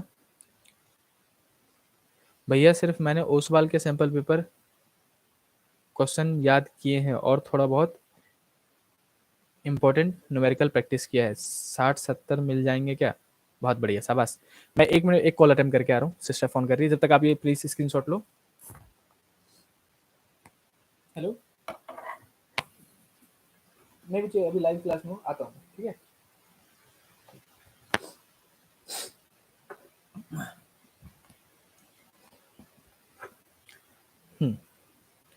चलो पूरे 2 मिनट का ब्रेक है। अब मैं आपको 2 मिनट पहले रिवीजन करा, तो फिर 2 मिनट का ब्रेक लेंगे, फिर अगले सेक्शन पे जाएंगे। आ जाओ। देखो भाई, आज हमने अभी सेक्शन ई में कौन कौन सा कवर किया उसको एक बार रिकैप कर लो ताकि आपको आसान सा लगे। देखो, सबसे पहले हमने क्या किया, दीपांशु आ जाओ बच्चा। सबसे पहले आपने क्या देखो, कॉन्सेप्ट रिवाइज करना जरूरी है कि मोटा मोटा टॉपिक पूछा क्या गया। इसमें मुझे सबसे पहले क्या पूछा गया था, इक्विपोटेंशियल सरफेस के बारे में, किस किस के लिए, डाइपोल के लिए बनाओ और या फिर 2 पॉजिटिव चार्ज के लिए बनाओ। बहुत आसान क्वेश्चन, डाइपोल का डेरिवेशन आपने देखा होगा इक्विपोटेंशियल सरफेस का। उसके बाद पैरेलल प्लेट कैपेसिटर का कॉन्सेप्ट था। इसी में 3 क्वेश्चन में 3 चीज बना दी उन्होंने। पहले वाले क्वेश्चन में क्या करना था, सी इक्वल टू में epsilon not a by D लगाना था। दूसरे वाले क्वेश्चन में सदाबहार फॉर्मूला सी इक्वल टू में क्यू बाई वी लगाना था, क्यू निकालना था। और तीसरे वाले फॉर्मूले में कनेक्शन वाली बात कर दी उन्होंने, डाइलेक्ट्रिक्स के कनेक्शन कर दिया तो बताओ इलेक्ट्रिक फील्ड पे या फिर दूसरी चीजों पे क्या फर्क पड़ेगा। सबको पता है कि अगर कनेक्टेड है तो ई और वी कॉन्स्टेंट रहेगा, बाकी सब कुछ इंक्रीज होगा। और डिसकनेक्टेड है तो क्यू कॉन्स्टेंट रहता है, सी इंक्रीज होता है, बाकी सब डिक्रीज होता है। मैंने ये इंपॉर्टेंट टॉपिक बताया है, टेलीग्राम पे भी इसका पीडीएफ भी होगा, प्लीज जाके चेक कर लेना उसको, ठीक है। आसान था क्वेश्चन, चैप्टर 2 का क्वेश्चन था ये, चैप्टर नंबर 2 का एक क्वेश्चन बना। इसी के बाद अगला क्वेश्चन देखेंगे, इसी के और में क्या क्वेश्चन है कि ये पोटेंशियल एनर्जी वाला क्वेश्चन है कि पोटेंशियल एनर्जी 0 है तो बताओ क्या होगा। ये भी चैप्टर 2 का ही क्वेश्चन है अपने पास, राइट। और इसके नीचे था अपने पास इसी के बी पार्ट में डेरिवेशन। डेरिवेशन किसका था, होलोस्फेयर का, स्फेरिकल सेल होलोस्फेयर, चैप्टर 1 का क्वेश्चन था ये। इजी क्वेश्चन था, चैप्टर 1 सीधे सीधे डेरिवेशन बोला गया और नीचे ग्राफ बोला गया। तो ये हो गया चैप्टर 1 और 2 के क्वेश्चन जो आपने अभी समझे। इसके बाद हम करते हैं नीचे और कौन से क्वेश्चन करे हमने, तो देखो रिवाइज करना जरूरी है बहुत, मैं सच बता रहा हूँ आपको। 32 का क्वेश्चन, 32 में चैप्टर 3 का क्वेश्चन आया हुआ ये। सबसे पहले आपको ड्रिफ्ट वेलोसिटी के बारे में पूछा गया और उसका आई इक्वल टू में NEAVD वाला फॉर्मूला। ड्रिफ्ट वेलोसिटी का मैं फिर से कहता हूँ, मैक्सिमम 3 जगह पे आता है ड्रिफ्ट वेलोसिटी, मैक्सिमम, और डेरिवेशन सिर्फ 2 है। मैं एक बार लिख ही देता हूँ। ड्रिफ्ट वेलोसिटी का पहला फॉर्मूला ई टाउ अपॉन में m, इसका डेरिवेशन आ सकता है। दूसरा आई इक्वल टू में NEAVD, ये भी डेरिवेशन आएगा, बहुत फेमस डेरिवेशन में से एक है। और लास्ट कहीं ड्रिफ्ट वेलोसिटी दिखता है तो मोबिलिटी में दिखता है, mobility is equal to drift velocity per unit electric field. बस यहाँ पे याद रखना, mobility does not depends on electric field. मैं कैसे लिखूं, लिख देता हूँ चलो। मोबिलिटी जो है वो इलेक्ट्रिक फील्ड पे डिपेंड नहीं करता है, याद रखना, डज नॉट डिपेंड्स, क्रॉस लगा रहा हूँ। ये मत कर देना कि इनवर्सली प्रोपोर्शनल, क्योंकि भाई साहब VD को खोलते ही ना ई कट जाता है। तो mobility does not depends on electric field. तो ये मैक्सिमम था जहां पे ड्रिफ्ट वेलोसिटी आ सकता है। इसके बाद हमने क्या किया इसने, काजल बच्चा देखो, इसके बाद मूव करे थे अगले पे, जो कि ये अपने पास क्वेश्चन आया था। क्वेश्चन किसका था, सबको पता है, पैरेलल कॉम्बिनेशन ऑफ सेल का, बहुत फेमस टॉपिक, आपको हर टीचर ने रटवाया होगा ये concept, parallel combination of cell करो, पैरेलल कॉम्बिनेशन ऑफ सेल करो। उसके बाद नीचे ही क्या पूछा गया है, एक मिनट मैं इसको स्लाइड कर देता हूँ।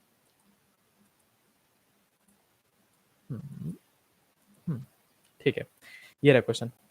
अगला क्वेश्चन किरचॉफ का, अगेन चैप्टर नंबर 3 किरचॉफ का क्वेश्चन और किरचॉफ का ही डेरिवेशन, बीटू ब्रिज वाला, ये भी करवा दिया गया है, यूट्यूब पे वीडियो भी अवेलेबल है आपके लिए। फिर से अगला क्वेश्चन क्या है कि draw the intensity graph, interference और डिफ्रैक्शन। इंटरफेरेंस और डिफ्रैक्शन इंपॉर्टेंट टॉपिक है, उसको अच्छे से पढ़ लेना, उनके बीच में डिफरेंस भी पता होना चाहिए, उनके फॉर्मूले भी आने चाहिए आपको। और अगला क्वेश्चन है प्रिज्म का। प्रिज्म देखो, अगर आया तो 3 नंबर में आएगा, नहीं तो 5 नंबर के और में आएगा, या फिर 5 नंबर और 3 नंबर में आता है। या तो सिर्फ जैसे मुझे सिर्फ बी वाले पार्ट को क्वेश्चन बनाना होता तो मैं 3 नंबर में डाल देता, 3 नंबर का क्वेश्चन है। तो प्रिज्म पे क्वेश्चन आने के चांसेस हैं भाई साहब, और मैंने बहुत सारे प्रिज्म को क्वेश्चन प्रैक्टिस कराया भी आपको लाइव क्लासेस में। अगर कुछ भूल गए हो तो उसका वीडियो जाके देख लेना आप। और ये लास्ट क्वेश्चन था हमारे पास।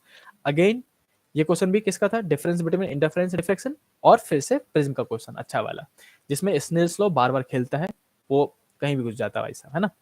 तो ये थे अपने पास सेक्शन ई के क्वेश्चन, जो कि मैंने आपको रिवीजन करवाए और बताया भी कि कैसे सॉल्व करेंगे। अब हम करेंगे बच्चों सेक्शन ए, क्योंकि एसेशन रीजन अभी तक हमने एक बार भी नहीं करा है, ठीक है।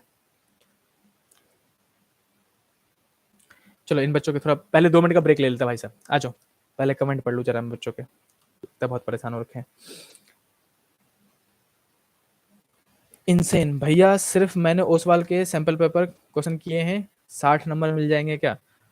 बच्चा देखो, मैं फिर से कह रहा हूँ, जो सैंपल पेपर्स आपने किए हैं, जो क्वेश्चन आपने प्रैक्टिस किए हैं, उनमें से सिर्फ कुछ क्वेश्चन रिपीट्स होंगे, बाकी सारे क्वेश्चन नए आते हैं। या फिर वर्डिंग बदल दी जाती है। तो अब अगर आप उस टाइम पे समझ गए और समझ करके आपने लिख दिया तो ऑफ कोर्स आ सकते हैं।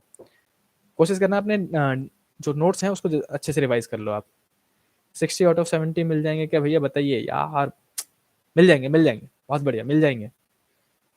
देवेश सर ओनली थ्योरी करके जाऊं तो पास हो जाऊंगा क्या? बिल्कुल हो जाओगे यार, लेकिन थ्योरी अच्छे से आनी चाहिए। बस पहचान लेना कौन सी डेरिवेशन बोली गई है, वो डेरिवेशन करके आ जाना। मैं कहता रहा हूँ डेरिवेशन और थ्योरी पोर्शन भी आप एग्जाम में करके आ जाओ तो आप अच्छे नंबर से पास हो जाओगे, पास होने की बात रही तो। बाकी जो 90 वाले हैं, 95 वाले हैं, भाई साहब कॉपी रट के जाना। 90 तक पहुंचना आसान काम है, मैं फिर से रिपीट कर रहा हूँ इस बात को। बोर्ड में 90 तक पहुंचना आसान काम है, 95 क्रॉस करना तगड़े वाली बात है वो। ये मेरी लाइन याद रखना, अगर आपने 95 क्रॉस कर लिया है, 96 97 नंबर ला रहे हो, 98 नंबर ला रहे हो, दिस इज समथिंग जो कि सैल्यूट के लायक है। 90 प्लस करना, 90 के आसपास नंबर लाना एक सभ्य बच्चे के लिए बहुत आसान बात हो जाएगी। चलो भैया न्यूमेरिकल कितने मार्क का आता है? देखो बच्चा, अगर मैं 70 का पेपर बताऊं तो न्यूमेरिकल करीब 30 नंबर के आसपास का, पूरा कंबाइन करके 30 नंबर के आसपास का न्यूमेरिकल बनता है, और 40 नंबर के आसपास का थ्योरी। अगर आपको एक रेंज चाहिए था तो मैंने बता दिया आपको, ठीक है। हाँ दीपांशु बिल्कुल सही कह रहे हो भाई साहब, क्वेश्चन कैसे रिपीट कर देंगे वो। चलो आ जाओ, आई होप कि आपको 2 मिनट का ब्रेक मिल गया होगा। चलो मूव करते हैं सेक्शन ए पे। सेक्शन ए चलो भाई, सेक्शन ए पे जानबूझ के आ रहा हूँ ताकि एसएसएन रीजन और एमसीक्यू आपको मैं दोनों करवा दूं, और ये सैंपल पर मैं भेज दूंगा ग्रुप में, तो देख लेना। जिसने जो नहीं किया होगा कर लेना टॉपिक रिवाइज। चलो इसको यहीं रहने देते हैं, पहले इधर का क्वेश्चन सॉल्व करेंगे। चलो भाई साहब, का कवर है सेक्शन ए की बात करेंगे। सेक्शन ए में मेरे ख्याल से 16 मार्क्स का है, मतलब 16 क्वेश्चन होंगे, जिसमें से 12 क्वेश्चन होंगे आपके एमसीक्यूज और 4 एसएसएन रीजन होंगे आपके पास, एसएसएन एंड रीजन, राइट। तो दोनों करेंगे हम, 16 के 16 क्वेश्चन करेंगे, उसके बाद देखेंगे क्या करना है अपने को, ठीक है। चलो भाई साहब स्टार्ट करते हैं पहले क्वेश्चन से। बच्चों ने पहले क्वेश्चन का आंसर लिखना स्टार्ट कर दिया होगा, आ जाओ। पहला question, the figure below illustrate the rectangular hexagon, ठीक है, with the varying charge placed at the vertices, okay, is in which the following condition is electric field will be zero at the center। अरे question बहुत आसान question है भाई साहब, लेकिन बस यहाँ पे मैं फिर से आपको एक नोट देना चाहूंगा कि देख लेना कि इलेक्ट्रिक फील्ड पूछा गया है कि इलेक्ट्रिक पोटेंशियल पूछा गया है। इस टाइप के क्वेश्चन में बहुत फेमस है, सिर्फ दो ही चीज पूछी जाती है कि बताओ इलेक्ट्रिक फील्ड जीरो कब होगा या फिर इलेक्ट्रिक पोटेंशियल जीरो कब होगा, कौन से केस में। तो अगर वो इलेक्ट्रिक पोटेंशियल बोले तो देख लो किस केस में नेट चार्ज जीरो हो रहा है, और इलेक्ट्रिक फील्ड बोले तो भाई साहब डायग्राम देखना पड़ता है सही से। इलेक्ट्रिक फील्ड बोला गया है, आ जाओ। इलेक्ट्रिक फील्ड बोला गया है तो हम करेंगे इलेक्ट्रिक फील्ड। इलेक्ट्रिक फील्ड में क्या होता है कि equal and opposite charge available होना चाहिए ताकि कैंसिल आउट हो सके। जैसे यहाँ पे 5 है तो इसके जस्ट अपोजिट में भी 5 होना चाहिए था, और सेम चार्ज होना चाहिए ताकि कैंसिल हो सके, तो वो तो है नहीं, तो ये नहीं होगा आंसर। जैसे इसमें देखो Q और Q कैंसिल हो जाएगा, लेकिन यहाँ पे -Q और यहाँ पे +Q कैंसिल नहीं हो पाएगा, तो ये भी हमारा आंसर नहीं है, जीरो नहीं हो पाएगा। इसमें चेक करो, 2Q है, 2Q है, कैंसिल हो गया। इधर भी 2Q है, इधर भी 2Q है, कैंसिल हो गया। इधर Q है, इधर भी Q है, कैंसिल हो गया। ये करेक्ट आंसर है। आया समझ में? क्योंकि देखो मैं कुछ बच्चों को नहीं समझ में आएगा तो मैं दोबारा समझा देता हूँ इस बात को, क्योंकि इलेक्ट्रिक फील्ड का डायरेक्शन भी होता है बच्चों। इसकी वजह से इलेक्ट्रिक फील्ड किधर होगा? इधर की तरफ। इसकी वजह से किधर जाएगा? इधर की तरफ। Equal and opposite cancel out. इसकी वजह से किधर होगा? इधर की तरफ। इसकी वजह से किधर होगा? Equal and opposite cancel out. वैसे भी इसकी वजह से और इसकी वजह से, सबकी वजह से कैंसिल आउट हो जाएगा, तो ये आंसर सी है। तो सी थर्ड ऑप्शन किसका है? बी वाले का, तो option number B is the correct answer. बिल्कुल सही। किस किसने बताया? विवेक से गलती हो गई, स्नेहा से भी गलती हो गई, दीपांशु काजल से भी गलती हो गई। स्नेहा बी बिल्कुल सही, दीपांशु बी बिल्कुल सही, अनामिका ने बता दिया, काजल ने बता दिया, बहुत बढ़िया। चलो भाई साहब जल्दी जल्दी करेंगे, आज पहला क्वेश्चन हो गया। दूसरे क्वेश्चन पे मूव करते हैं, और अच्छा और फेमस क्वेश्चन में से एक क्वेश्चन, ये टॉपिक रिवाइज करने वाला टॉपिक है बच्चों। क्वेश्चन क्या कह रहे हो? The temperature dependency of the resistance. ये टॉपिक आने के चांसेस हैं, बहुत फेवरेट टॉपिक है, जिसमें मैं आपको एक ही ग्राफ में तीनों चीजें बता चुका हूं बहुत बार, कि ये रेजिस्टेंस का भी ग्राफ है और रेजिस्टिविटी का भी है। किसके साथ? टेम्परेचर के साथ। ग्राफ अगर एक्सपोनेंशियली इंक्रीज हो रहा है ऐसे करके तो वो मेटल का होता है।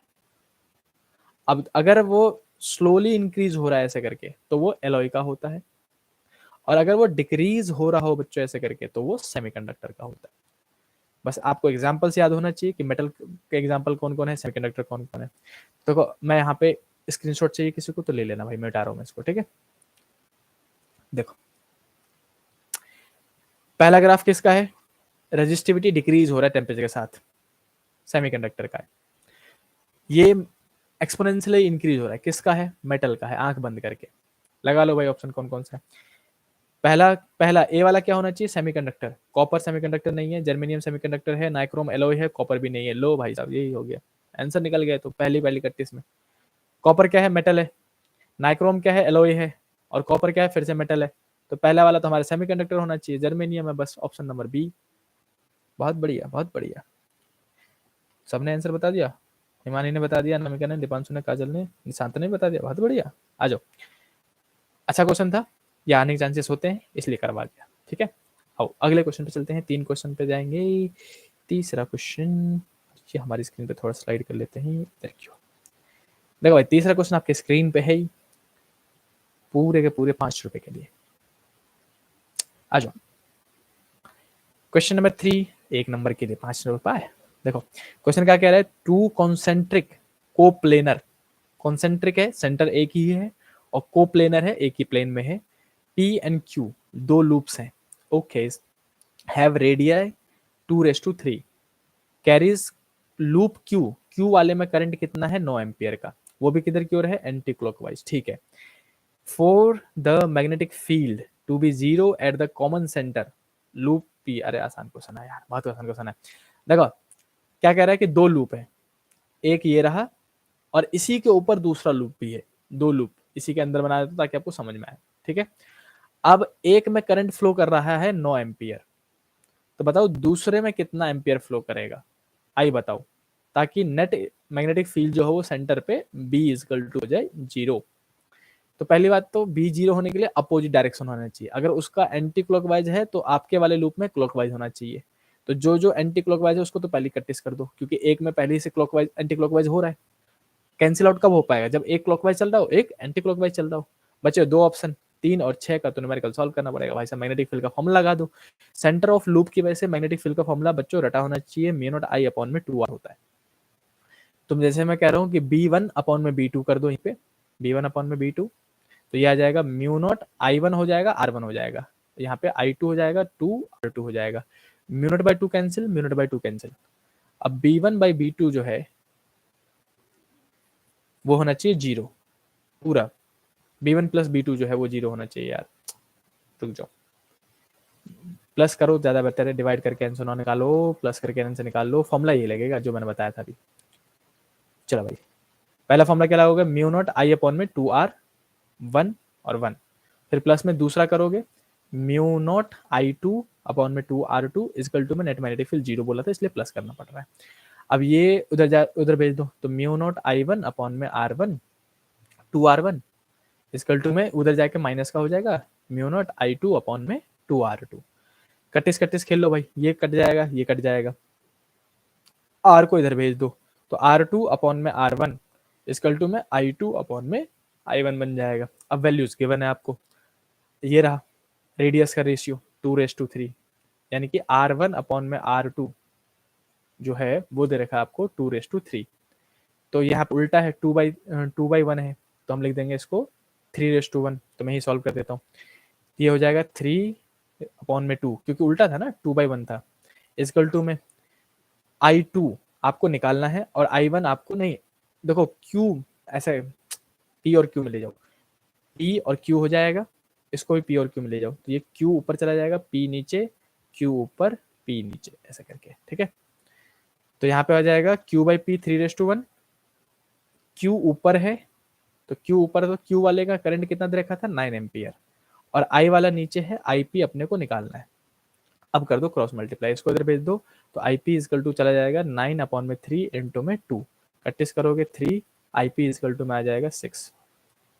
एमसीक्यू के हिसाब से बहुत लेंथी आंसर था इसका, या फिर जल्दी से, क्योंकि बच्चों को पहले तो इतना बड़ा पैराग्राफ पढ़ने में बच्चों को टाइम लग जाएगा, फिर जैसे जैसे बच्चे ने पढ़ रखा है कॉन्फिडेंटली सॉल्व भी करने जाएगा, तब भी कम से कम 2 से 3 मिनट लग जाएगा इस क्वेश्चन को सॉल्व करने के लिए। ये क्वेश्चन को हम कहते हैं टाइम खाऊ क्वेश्चन, बहुत टाइम खा लेते हैं ये। कितना आया 6 एम्पियर क्लॉकवाइज, ये रहा ऑप्शन, तो आंसर जाएगा एस ओनली, ये डी वाला, बिल्कुल सही। आ जाओ, क्वेश्चन लेंदी था यार ये, ऐसे क्वेश्चन टाइम खा जाते हैं भाई साहब। चलो मूव करते हैं, 3 क्वेश्चन हो गया, 3 क्वेश्चन के बाद मूव करेंगे क्वेश्चन नंबर 4 पे। 16 क्वेश्चन करने हैं अपने को, जल्दी आ जाओ। ये रहा। और कई एमसीक्यू ऐसे होते हैं जो भाई साहब बस खेल जाते हैं, बच्चों का टाइम वहीं बर्बाद कर देते हैं। इसलिए जो बच्चा स्टार्टिंग से पेपर स्टार्ट करेगा ना, रो देगा वो। इसलिए हम कहते हैं बच्चों को हमेशा पेपर एंड से स्टार्ट करो, क्योंकि वो स्कोरिंग पार्ट होता है। क्वेश्चन नंबर 4 की बात करते हैं, आ जाओ।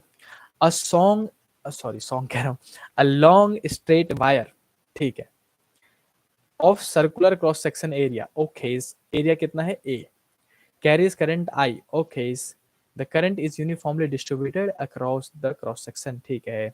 ये भाई साहब क्वेश्चन है। द रेशियो, इस बार का प्रीबोर्ड में भी आया था मेरे ख्याल से ऐसा कुछ question. The ratio of the magnetic field of the point A by two पे अबव द सरफेस एंड किसका पूछा गया, पॉइंट बिलो द सरफेस। ओहो समझ गो, क्वेश्चन अच्छा है ये वाला भी। ये वाला क्वेश्चन भी टाइम खाओ क्वेश्चन है, देखो मैं समझाता हूँ आपको। मैं थोड़ा इसको जूम कर लूँ ताकि जगह मिल जाए।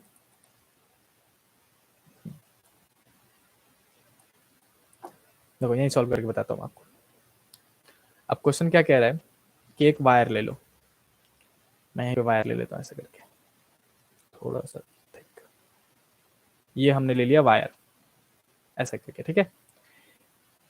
एक वायर ले लिया जिसका जो रेडियस है वो दे रखा है ए, ये इसका रेडियस है। क्वेश्चन में रेडियस बोल रखा है ए, इसमें करंट फ्लो कर रहा है आई, ठीक है। अब वो कह रहा है कि दो जगह मुझे मैग्नेटिक फील्ड का रेशियो निकाल के दो। कहाँ कहाँ, एक तो अंदर में ए बाई टू पे, कहीं पे भी इस पॉइंट पे मान लो ये डिस्टेंस कितना है ए बाई टू, और एक बार बाहर में ए बाई टू पे। तो बच्चों यहाँ पे लगेगा दो अलग अलग फॉर्मूले। मैं आपको बताता हूँ, जब भी कोई ऐसे वायर की बात हो और वायर के इनसाइड मैग्नेटिक फील्ड निकालना हो, जैसे ये पूरा वायर है, जैसे सॉलिड स्फीयर पढ़ा है आपने, सॉलिड स्फीयर के अंदर में निकालते हैं, सरफेस पे निकालते हैं, बाहर निकालते हैं, वैसे करंट कैरिंग वायर का भी है। करंट कैरिंग वायर में अंदर मैग्नेटिक, अगर अंदर में इनसाइड में मैग्नेटिक फील्ड निकालना चाहते हैं तो जो बी का फॉर्मूला होता है बच्चों, वो mu not I x upon में 2r², ये वाला फॉर्मूला लगता है, ठीक है। ये इनसाइड का है, inside the wire, inside the wire formula याद रखना। और अगर मैं आउटसाइड की बात करूं तो बेसिक सा फॉर्मूला लगा दो जो लगता है अपने पास, म्यू नॉट आई अपॉन में 2r, ये वाला फॉर्मूला लगा दो, आंसर निकल जाएगा। तो अब बस इसमें मैं निकाल के बताता हूँ जल्दी रेशियो। देखो भाई साहब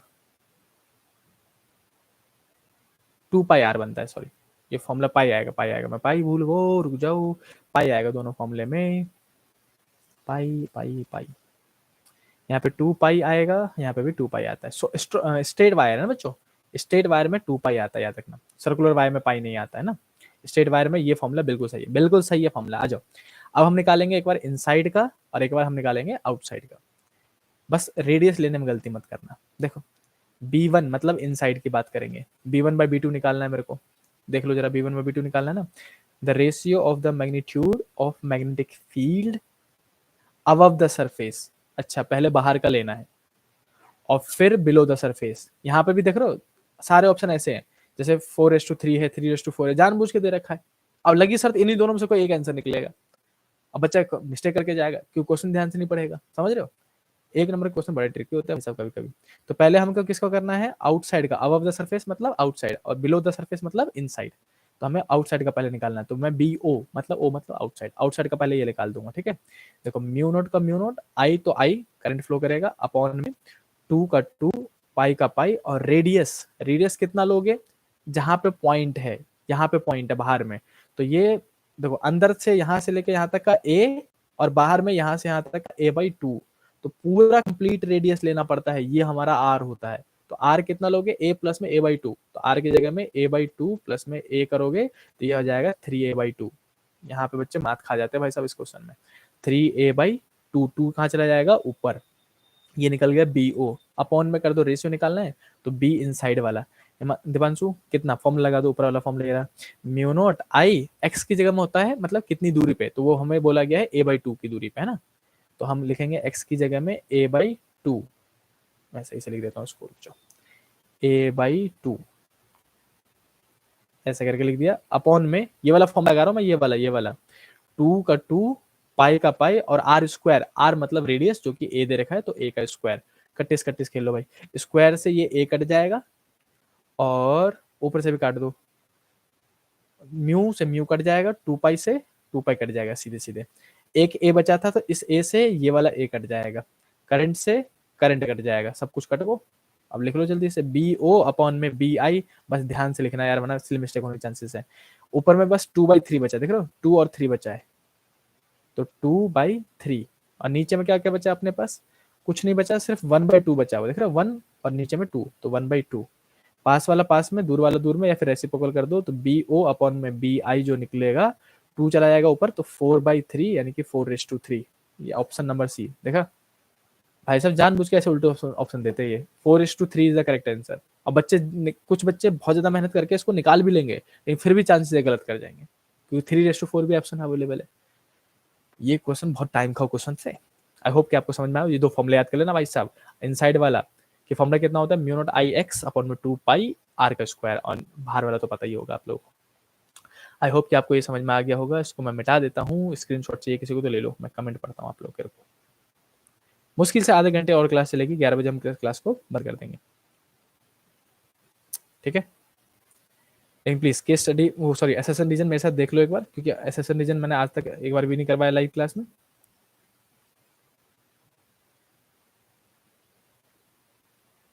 वेदपाल, हाँ ये वेद भैया ही है, इनको नींद नहीं आ रही है। आ जाओ वेद भैया, फिजिक्स पढ़ो आप। चलो इसको मिटा देता हूँ मैं। क्वेश्चन नंबर 5 पे मूव करते हैं। क्वेश्चन नंबर 5 और आपकी स्क्रीन पे ये रहा। देखो भाई साहब, 16 क्वेश्चन तक जाएंगे, मतलब जाएंगे, पढ़ाई तो करेंगे भाई साहब। आ जाओ। इफ द मैग्नेटाइजिंग फील्ड, सुन रहे हो मेरी बात, क्वेश्चन नंबर 5 की बात कर रहे हैं। If the magnetising field on the ferromagnetic material is increase, okay, if it permeability, permeability पे क्या फर्क पड़ेगा यार, ये कॉन्सेप्ट होता है बच्चा। सीधे सीधे मैं इसका कॉन्सेप्ट लिख देता हूँ, याद कर लेना। कॉन्सेप्ट लिख देता हूँ इस टाइप के क्वेश्चन का। देखो इसमें 2 कॉन्सेप्ट बताऊंगा मैं जानबूझ के। पहला क्वेश्चन तो ये कि मैग्नेटिक फील्ड बढ़ा दिया तो परमिएबिलिटी पे क्या फर्क पड़ेगा। जो परमिएबिलिटी होती है mu is inversely proportional to magnetic field, सीधे सीधे याद रखना। अगर आपने परमेबिलिटी इंक्रीज करी है, सॉरी मैग्नेटिक फील्ड इंक्रीज करी है, तो परमेबिलिटी हो जाएगी डिक्रीज, जाएगा ऑप्शन नंबर ए सीधे सीधे।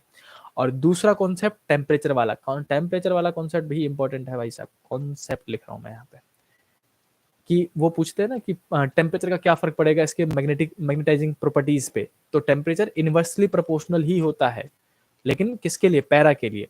तो पैरा के लिए जाई मतलब होता है परमेबिलिटी, ये मान लो। वैसे तो सब्स्टिट्यूटिव पढ़ते हैं इसको, इनवर्सली प्रोपोर्शनल टेम्परेचर होता है।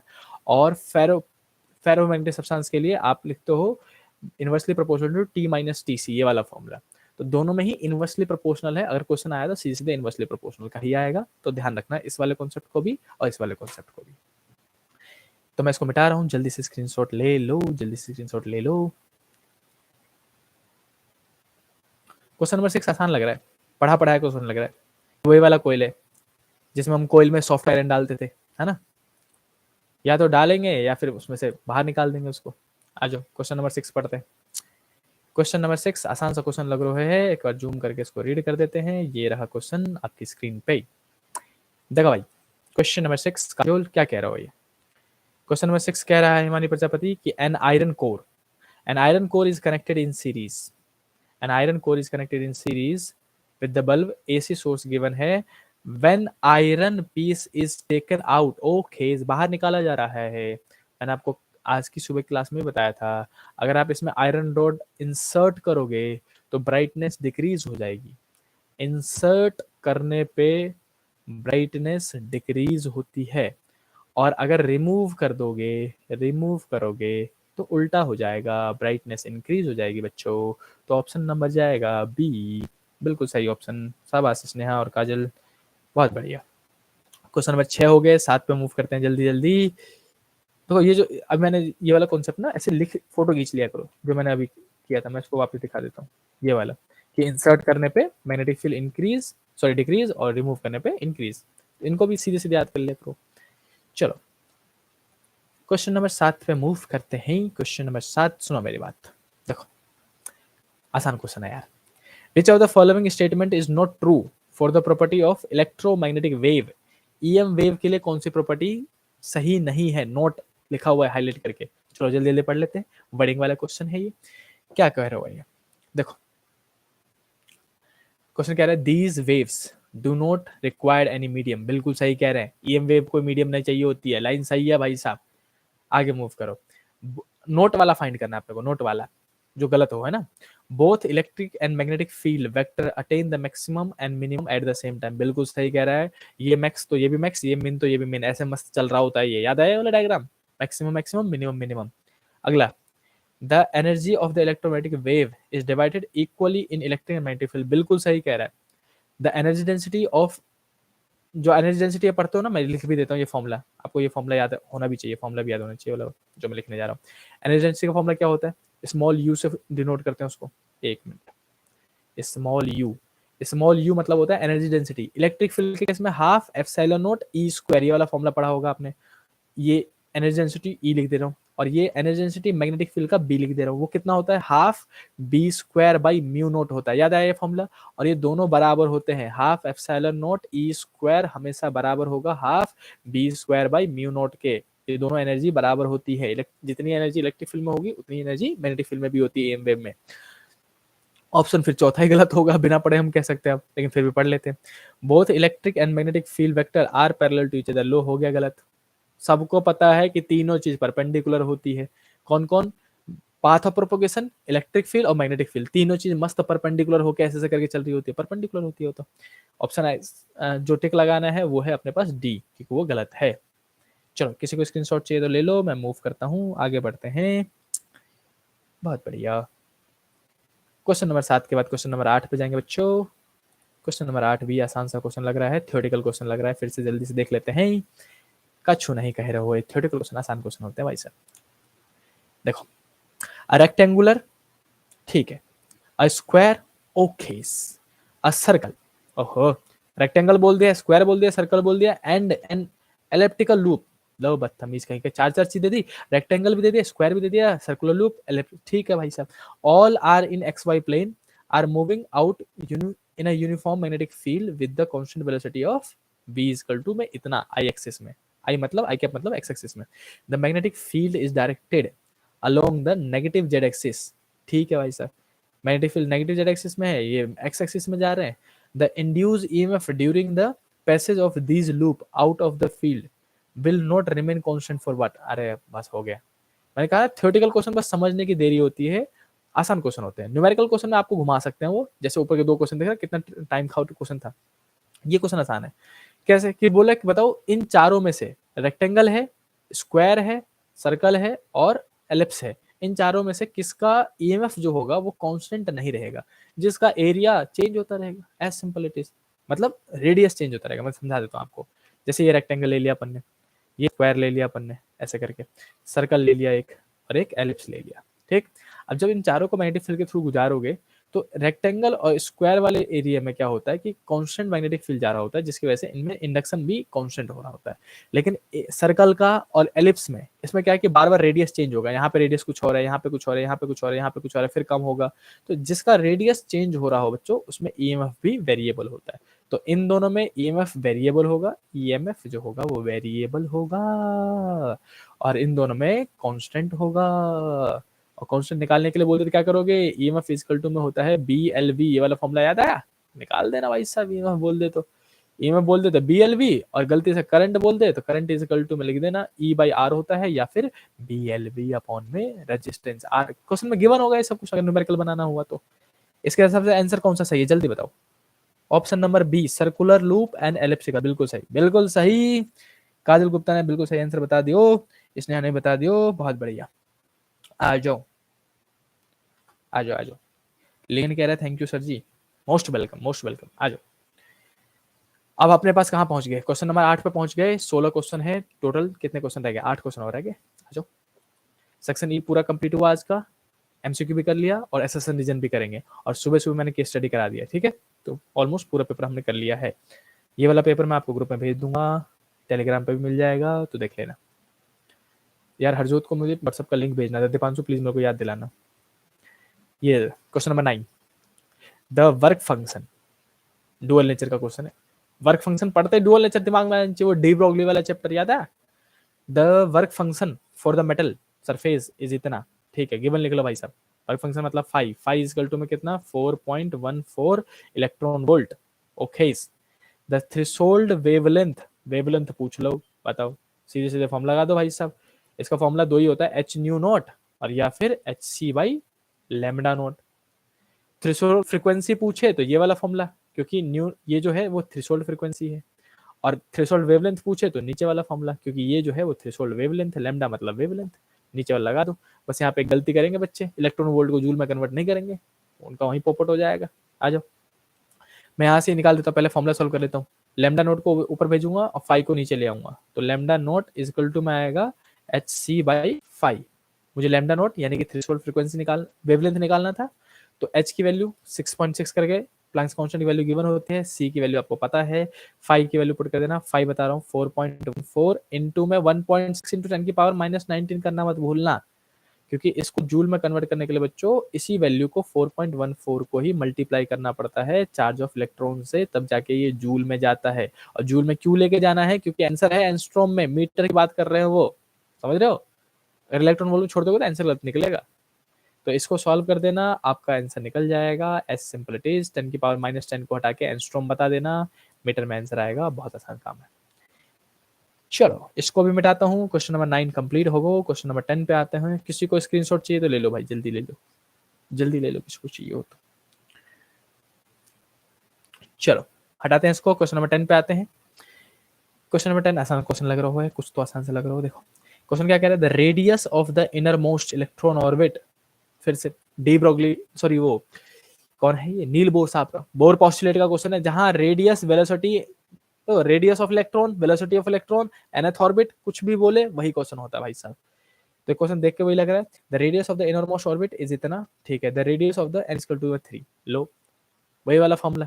एरविन को मिला था 2 जिन और निकलते ही बोलते 2211, ERVIN एरविन, जिन जिन कहते हैं हम और 2211 कहते हैं। तो रेडियस का फॉर्मूला बना दो। रेडियस का फॉर्मूला क्या होता है, आर नॉट और उसके नीचे कौन है, n है, तो n और उसके नीचे कह रहे हैं 2, तो n स्क्वायर अपॉन में z। हाइड्रोजन एटम के लिए लोगे, हाइड्रोजन एटम बोल दिया, z इक्वल टू में ले लोगे 1, तो r इक्वल टू में फॉर्मूला बन जाएगा आर नोट n स्क्वायर। बस आर नोट मतलब क्या, इनर मोस्ट, आर नोट दे रखा है, ये जो वैल्यू होती है बच्चों वो आर नोट होती है, 5.3 इंटू 10 की पावर -11। इस टाइप के क्वेश्चन में वैसे आर नोट की वैल्यू यही है 0.529, समझ रहे हो। आर नोट की वैल्यू भी आपको आपने पढ़ी होगी, तो 0.529 इंटू 10 की पावर -10 लिखते हैं, तो वही वैल्यू दे रखी है उन्होंने। तो हमको आर नोट दे रखा है, एन एन की वैल्यू कितनी बोल रहे हैं, थीन के लिए, थीन के लिए निकालेंगे, थीन के लिए खाजल। देखो आर इक्वल टू में आर नोट कितना है 5.3 इंटू 10 की पावर -11 है, और एन मतलब 3 का स्क्वायर कितना आएगा 9, 9 से मल्टीप्लाई करके आंसर बता देना भाई साहब इनको। दीपांशु इनके मुंह पे फेंक के मारो आंसर, कि जल्दी से आंसर बता दो मल्टीप्लाई करके। चलो मैं ही कर देता हूँ, सॉरी मैं रूड हो गया, ऐसे नहीं बोलते हैं। तो 9 9 27 का 7 हासिल, तो 9 पंचे 9 5 से कितना होता है 45, 45 और 2 47, 47.7 इंटू 10 की पावर -11 मीटर में आएगा आंसर। चलो चेक कर लेते हैं, 47.7 आ रहा है। इसको हटाते हैं और मूव करते हैं आगे। हमारा ऑप्शन कहाँ है, ऑप्शन दे रखा होगा इसी में, ये रहा 47.7 में एक ही ऑप्शन है काजल, और जो कि है अपने पास डी वाला ऑप्शन, तो डी वाला ऑप्शन इधर करेक्ट है, राइट। ये हो गया 10 क्वेश्चन पूरे, 6 क्वेश्चन और रहेगा मैक्स, 6 क्वेश्चन और रहेगा भाई साहब। आ जाओ, देखो अच्छे अच्छे कॉन्सेप्ट भी रिवाइज हो जाते हैं ऐसे केस में जब हम सैंपल पूरा करते हैं बच्चों के साथ। तो देखो क्वेश्चन नंबर 11, बहुत बढ़िया, या ने आंसर निकाल दिया था इसका। क्वेश्चन नंबर 11 की बात करेंगे, सुनो काजल स्नेहा, मैं क्या कर रहा हूँ बच्चों। क्वेश्चन नंबर 11 थ्योरेटिकल क्वेश्चन है, फिर से आसान क्वेश्चन आ गया। Which of the following statement about the nuclear force is not true? Okay, nuclear force की बात कर रहे हैं, बाइंडिंग एनर्जी वाला कॉन्सेप्ट याद आया। और न्यूक्लियर फोर्स में 4 चीजें थी, मैंने आपको रिवीजन करते समय बताया है। 3 तो पॉइंट है, एक ग्राफ है। मैं ग्राफ जानबूझ के रिपीट करवा रहा हूँ कि हो सकता है आ जाए। किसका ग्राफ था, पोटेंशियल एनर्जी वर्सेस डिस्टेंस का। नीचे से स्टार्ट होता है धपाक, फिर आई पड़ता है, और ये 0.8 फर्मी होता है जहाँ पे फोर्स मैक्सिमम होता है, सबको पता है। और 3 पॉइंट कौन कौन से थे, मैं स्ट्रॉन्ग न्यूक्लियर फोर्स जो है वो स्ट्रॉन्गेस्ट फोर्स है, सबसे पहला पॉइंट मैं याद ही करवा दे रहा हूँ आपको, फिर ऑप्शन पढ़ लेना आप। न्यूक्लियर फोर्स कैसा है, स्ट्रॉन्गेस्ट फोर्स। दूसरा क्या था कि ये 0.8 फर्मी तक अट्रैक्टिव होता है, मैक्सिमम लगता है इस पे और उसके बाद रिपल्सिव हो जाता है। तीसरा क्या था कि नो भेदभाव, कोई भेदभाव नहीं करता है, न्यूट्रॉन न्यूट्रॉन के बीच में बराबर, प्रोटॉन प्रोटॉन के बीच में बराबर, न्यूट्रॉन प्रोटॉन के बीच में बराबर। तो ऑप्शन ढूंढ लो भाई साहब, कौन सा कह रहे हैं? The nuclear force is rapidly becomes zero, सही कह रहे हो। द न्यूक्लियर फोर्स देखो ऑप्शन बी, बिल्कुल सही कह रहे हो। अब बच्चों ने ऑप्शन बताना स्टार्ट कर दिया। स्नेहा ने बिल्कुल सही बताया, अनामिका ने, सानवी ने सही बताया है, स्नेहा ने सही बताया, बहुत बढ़िया। अरे यार बताओ, ये क्वेश्चन हुआ, ये रहा क्वेश्चन। देखो इस लाइन को पढ़ो, कितना कितना गलत बात कह रहा है ये क्वेश्चन कह रहा है, ये ऑप्शन कह रहा हो कि the nuclear force is much more weaker. अच्छा, वीक हो गया न्यूक्लियर फोर्स? अरे स्ट्रॉन्ग न्यूक्लियर फोर्स, मतलब न्यूक्लियर फोर्स तो स्ट्रॉन्गेस्ट फोर्स है पूरे पृथ्वी पे, सबसे तगड़ा फोर्स होता है स्ट्रॉन्गेस्ट न्यूक्लियर फोर्स। उससे तगड़ा फोर्स ना एग्जिस्ट कर तो nuclear force is most strongest force. भाई साहब दिल पे ले जाऊंगा इस बात को तो मैं। चलो क्वेश्चन नंबर 11 हो गया, उसके बाद मूव करते हैं 12वें क्वेश्चन पे। 12 क्वेश्चन के बाद भाई साहब एसेसन रीजन स्टार्ट हो जाएगा। आ जाओ क्वेश्चन नंबर 12 और last MCQ question of the class. Question number 12 क्या कह रहा है? If the reading of volt meter V1 is 40 volt. V1 कहाँ है भाई? ये रहा। अच्छा, इंडक्टर और कैपेसिटर के अक्रॉस जो वोल्टेज है वो 40 वोल्ट दे रखा है V, ठीक है। तो बताओ V2 की रीडिंग क्या होगी? अच्छा, रेजिस्टेंस के अक्रॉस बताना है, तो कुछ तो दे रखा होगा। अच्छा ये रहो हिंट, ये लो। देखो बच्चों ये ईएमएफ है, ईएमएफ इक्वल टू कितना दे रखा है? 50√2 साइन ओमेगा टी, ऐसे करके लिख रखा है। सबको पता है ये ई नोट की वैल्यू होती है। अरे यार फॉर्मूला ना पड़ा तो क्या, ई इक्वल टू में ई नोट साइन ओमेगा टी होता है। तो ई नोट दे रखा है, ई नोट कितना है? 50√2। तो जल्दी से ई आर एम एस निकाल लो। ई आर एम एस का फॉर्मूला होता है ई नोट बाई √2। तो E R M S E naught कितना है? 50√2 है अपॉन में √2, तो √2 से √2 कट्टिस, ई आर एम एस कितना आएगा? मैं लिख दे रहा हूँ ऊपर, E R M S equal to में 50 वोल्ट। आगो, तो नेट ईआरएमएस 50 है, V1 है 40, तो V2 निकालना है। कैसे निकालोगे? सबको पता है कि E का फॉर्मूला होता है अंडर रूट वी आर का स्क्वायर प्लस में एक्सएल माइनस एक्सी, याद आया? प्लस में ऐसे लिखते थे ना, VL माइनस VC का होल स्क्वायर, ये वाला फॉर्मूला लिखते थे आप। तो E कितना है? 50। VR हमको निकालना है, वोल्टेज अक्रॉस रेजिस्टेंस है ना, VR हमको निकालना है। और VL माइनस VC का पूरा दे रखा है, पूरा दोनों के अक्रॉस देखा ना, दोनों के अक्रॉस दे रखा है V1 40, तो 40 का स्क्वायर हो जाएगा ये। अब इसका स्क्वायर हटा दो, इधर हो जाएगा 50 का स्क्वायर, रूट लगा देना, इक्वल टू में VR का स्क्वायर प्लस में 40 का स्क्वायर, उधर जाके हो जाएगा वो माइनस। तो 50 का स्क्वायर कितना होता है? 2500 हो जाएगा मेरे ख्याल से, सही बोला मैंने? बिल्कुल सही बोला। 40 का स्क्वायर 1600 हो जाएगा, इधर जाके इक्वल टू में VR का स्क्वायर रह जाएगा। 2500 माइनस 1600 कितना बचेगा भाई साहब? 900 बचेगा। 900 इक्वल टू में VR का स्क्वायर, VR निकालोगे रूट लगा दो, 900 का रूट 30 वोल्ट आता है। ऑप्शन नंबर ए था कुछ। यहाँ से स्टार्ट किया हमने, फिर घूम के हम चले गए ऊपर और फिर हम नीचे आके हमने सॉल्व कर दो। आई होप कि समझ में आया होगा, आसान क्वेश्चन में से एक था। सर मैक्सिमम पावर थ्योरम बता दो।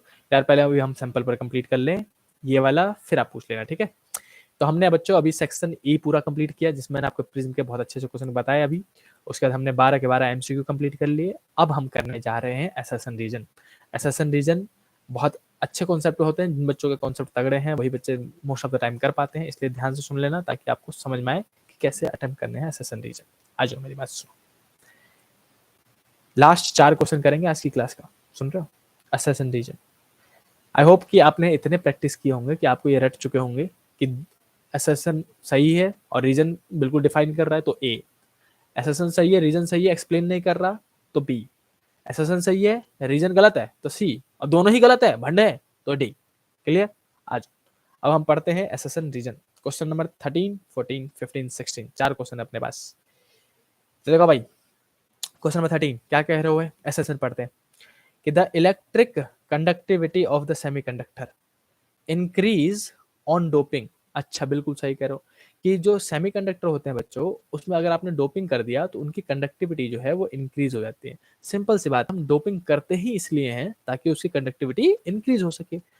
आगे पढ़ते हैं क्या कह रहे हैं। अब क्यों होता है ऐसा, मैं आपको पहले बात कर लेता हूँ। जैसे मान लो कोई सेमीकंडक्टर था, इसमें आपने इम्प्योरिटीज मिला दिए, तो इसकी कंडक्टिविटी इंक्रीज होनी ही होनी है, इसलिए हम इम्प्योरिटी मिलाते हैं। और इम्प्योरिटी मिलाने की प्रोसेस को ही हम क्या कहते हैं? डोपिंग कहते हैं। ये सब आप थ्योरी याद होगा।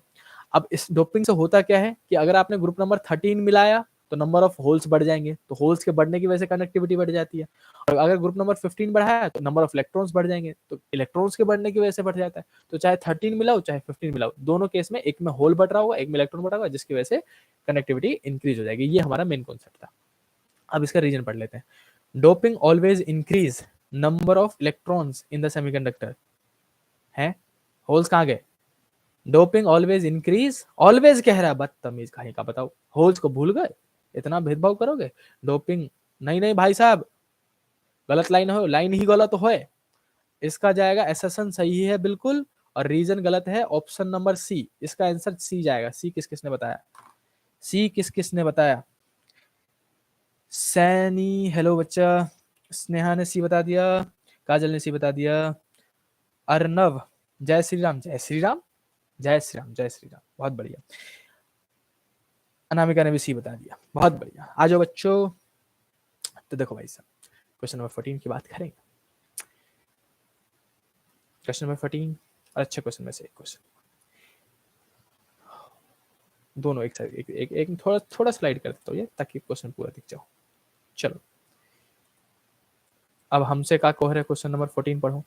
स्नेहा का कह रहे question, in an interference pattern observed in Young's double slit experiment, ठीक है, if the separation between the plates and the distance between capital D of the screen coherent source both are reduced to 1/3, then new fringes will remain same. ओहो आसान सा question बच्चों।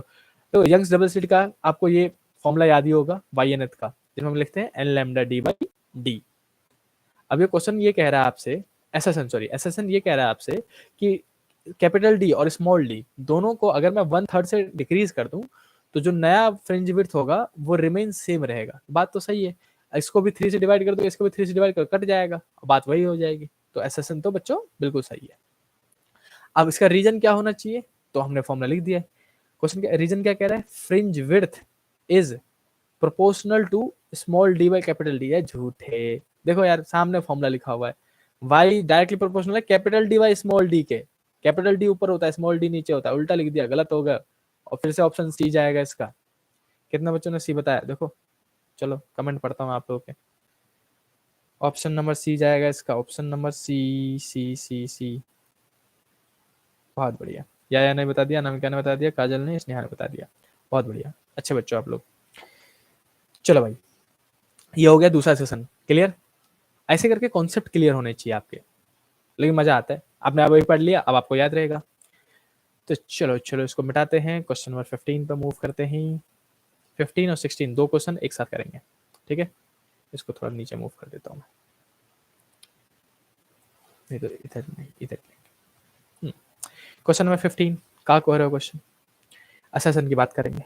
Assassin कह रहा है बच्चों, the photo electrons produce by a monochromatic light beam incident on a metallic surface have spread in their kinetic energies। अच्छा देखो बच्चों ये क्या कह रहा है कि जब भी हम किसी मेटेलिक सरफेस की बात करते हैं तो मेटेलिक सरफेस में जो फोटो इलेक्ट्रॉन्स निकलते हैं, इंग्लिश तगड़ी देते हैं लोग कभी कभी, बताओ। The photo electrons produce by the monochromatic light, monochromatic मतलब लाइट की बात कर रहे हो, जो लाइट फॉल होगा HU वाला है ना, have spread in their kinetic energies, मतलब जितने भी इलेक्ट्रॉन्स यहाँ से निकलेंगे बच्चों उनकी काइनेटिक एनर्जीज स्प्रेड होंगी, मतलब अलग अलग होंगी, ये कहना चाहते हैं। इस वर्ड्स का मतलब ये कहना चाहते हैं कि सबकी काइनेटिक एनर्जी अलग अलग होगी। पहले की काइनेटिक एनर्जी हो सकता है अलग हो, दूसरे की हो सकता है सेम भी हो और अलग भी हो, तीसरे का हो सकता है सेम भी हो और अलग भी हो। तो ये एक प्रोबेबिलिटी है जो कि एसेसन बिल्कुल सही है।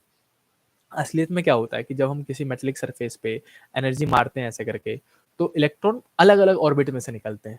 तो मान लो जैसे कि हमारा न्यूक्लियस है ना, ये एक ऑर्बिट, दूसरा ऑर्बिट, तीसरा ऑर्बिट, वैसे तो आउटर मोस्ट इलेक्ट्रॉन में से जो निकलेगा उसको बहुत कम एनर्जी चाहिए होगा, तो वो हायर, मान लो इसको चाहिए बाहर निकलने के लिए सिर्फ 2 जूल और आपने दिया 10 जूल, तो ये कितने जूल के साथ निकलेगा? 8 जूल के साथ। कि 10 जूल जो मैंने उसको दिया है उसमें से 2 जूल तो ये निकलने में खर्च कर देगा वर्क फंक्शन में, और 8 जूल की काइनेटिक एनर्जी बना के भागेगा। लेकिन जो इलेक्ट्रॉन अंदर से निकलेगा, अब उसको मान लो अब चाहिए 4 जूल बाहर निकलने के लिए, क्योंकि अंदर है वो, तो अब इसके पास काइनेटिक एनर्जी कितने जूल का बचेगा? 6 जूल का। समझ रहे हो? तो अलग अलग इलेक्ट्रॉन को अलग अलग एनर्जी की जरूरत हो सकती है और अलग अलग काइनेटिक एनर्जी पॉसिबल है, ठीक है।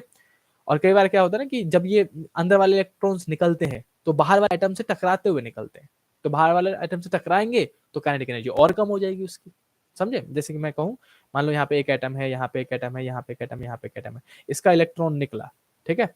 अब ये है हमारा सरफेस, ये हमारा ऐसे करके ले लिया, ये सरफेस है एंड वाला। अब जब ये इलेक्ट्रॉन यहाँ से निकल के जब जा रहा होगा तो हो सकता है कि इस एटम से टकरा जाए, एटम से टकरा के फिर निकले तो काइनेटिक एनर्जी और कम हो जाएगी, समझ रहे हो? तो ये सारे कॉन्सेप्ट होते हैं उसके अंदर। तो चलो इस बहुत ज़्यादा एक्सप्लेन कर दिया मैंने तो ये, तो इसको हटाते हैं और रीजन पढ़ते हैं अपना। रीजन पढ़ेंगे, रीजन, रीजन पढ़ो भाई जा, reason, reason. The energy of the electron emitted from inside the metal surface is lost in collision with the other atom। अरे जाओ, अभी तो बताओ, बिल्कुल सही कह रहे हो, और रीजन भी सही है, एसेसन भी सही है, और ऑलमोस्ट करेक्ट एक्सप्लेनेशन भी है कि दो ही ऑप्शन होते हैं, या तो वो अंदर से निकल रहे होते हैं इसलिए काइनेटिक एनर्जी कम होता, तो अगर ये ऐसा कुछ कहते कि अलग अलग ऑर्बिट से निकलते तब भी एक्सप्लेनेशन सही माना जाता भाई साहब, और कोलिजन की बात कर रहे हैं तब भी ऑलमोस्ट सही माना जाएगा। तो इसका मोस्ट सुटेबल आंसर ए और बी में कंफ्यूजन हो सकती है बच्चों को, लेकिन मैं तो कहूंगा इसका मोस्ट सुटेबल आंसर ए कहो, क्योंकि दोनों में से कुछ भी दिया होता, इनसाइड वाले अलग अलग ऑर्बिट की बात करते तब भी सही था, और कोलिजन की बात करें तब भी सही है। तो मेरे ख्याल से मोस्ट सुटेबल आंसर ए जाएगा बच्चों इसका। बिल्कुल सही, काजल ने सही बताया है। अब लास्ट क्वेश्चन पहले पढ़ लेते हैं, फिर मैं आप लोगों का कमेंट पढ़ूंगा, फिर मैं आप लोगों से बातें करूंगा, क्योंकि जो बच्चे कॉन्सेंट्रेटली सुन रहे हैं उनका टाइम यूटिलाइज करवाना है मेरे को। बहुत बढ़िया, आ जाओ बच्चों, क्वेश्चन नंबर 16 और last question of the class, जिसमें हमने एसेसन रीजन भी आज कंप्लीट कर लिया। देखो क्वेश्चन नंबर 16 क्या कह रहे हैं, according to Coulomb's law, according to Coulomb's law following figure has the value of Q1 into Q2 is less than equal to 0। और फोर्स कैसा लग रहा है, देखो Q1 Q, अरे आसान क्वेश्चन होगा, Q1 और Q2 कैसा फोर्स लग रहा है, अट्रैक्टिव। अट्रैक्टिव कब लगता है, जब एक पॉजिटिव हो दूसरा नेगेटिव हो।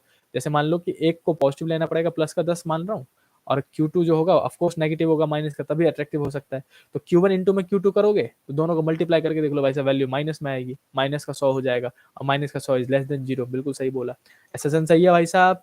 रीजन पढ़ लो, the force between Q1 and Q2 is attractive, ये बात भी सही है कि फोर्स अट्रैक्टिव है इसीलिए लेस देन होगा, अगर ये फोर्स रिपल्सिव होता तो मोर देन होता। असेसन भी सही है, रीजन भी सही है, और ऑलमोस्ट सही एक्सप्लेन कर भी रहा है। अगेन इसका ऑप्शन भी जाएगा ए। तो आई होप कि आपको समझ में आ गया होगा कि असेसन रीजन भी कैसे करने हैं। तो ये हमने आज पूरे सैंपल पेपर कंप्लीट कर लो। आपको मैंने एमसीक्यूज पहले सॉल्व करा दिए हैं, हर चैप्टर के इंपॉर्टेंट न्यूमेरिकल्स करवा दिए हैं लाइव क्लास में। आज हमने सुबह सुबह केस स्टडी भी कर लिया था, और ये हमने अभी 5 नंबर के क्वेश्चंस और ये वाले एसेसन रीजन ये भी कंप्लीट कर लो। तो अब मैं आपसे बस इतना कहूंगा कि जितना आपने उन्हें पढ़ लिया है, कल के दिन में बस उनको सिर्फ रिवाइज करना, कुछ नया मत पढ़ना, फालतू में पैनिक हो जाओगे, क्योंकि जितना आपने पढ़ लिया है it is much more enough कि आप 90 के आसपास पहुंच जाओ। मैं सबसे कह रहा हूँ, जितना आपने पढ़ा है उतने पे भरोसा करो, उसी को बार बार रिवाइज करो। चलो मैं इसको हटाता हूँ और पहले आपसे आके बात करता हूँ, 1 मिनट दे दो, फिर मैं आप लोगों का कमेंट भी पढ़ूंगा। चलो भैया इन सबको कर दो डिलीट, इसको कर दो गायब,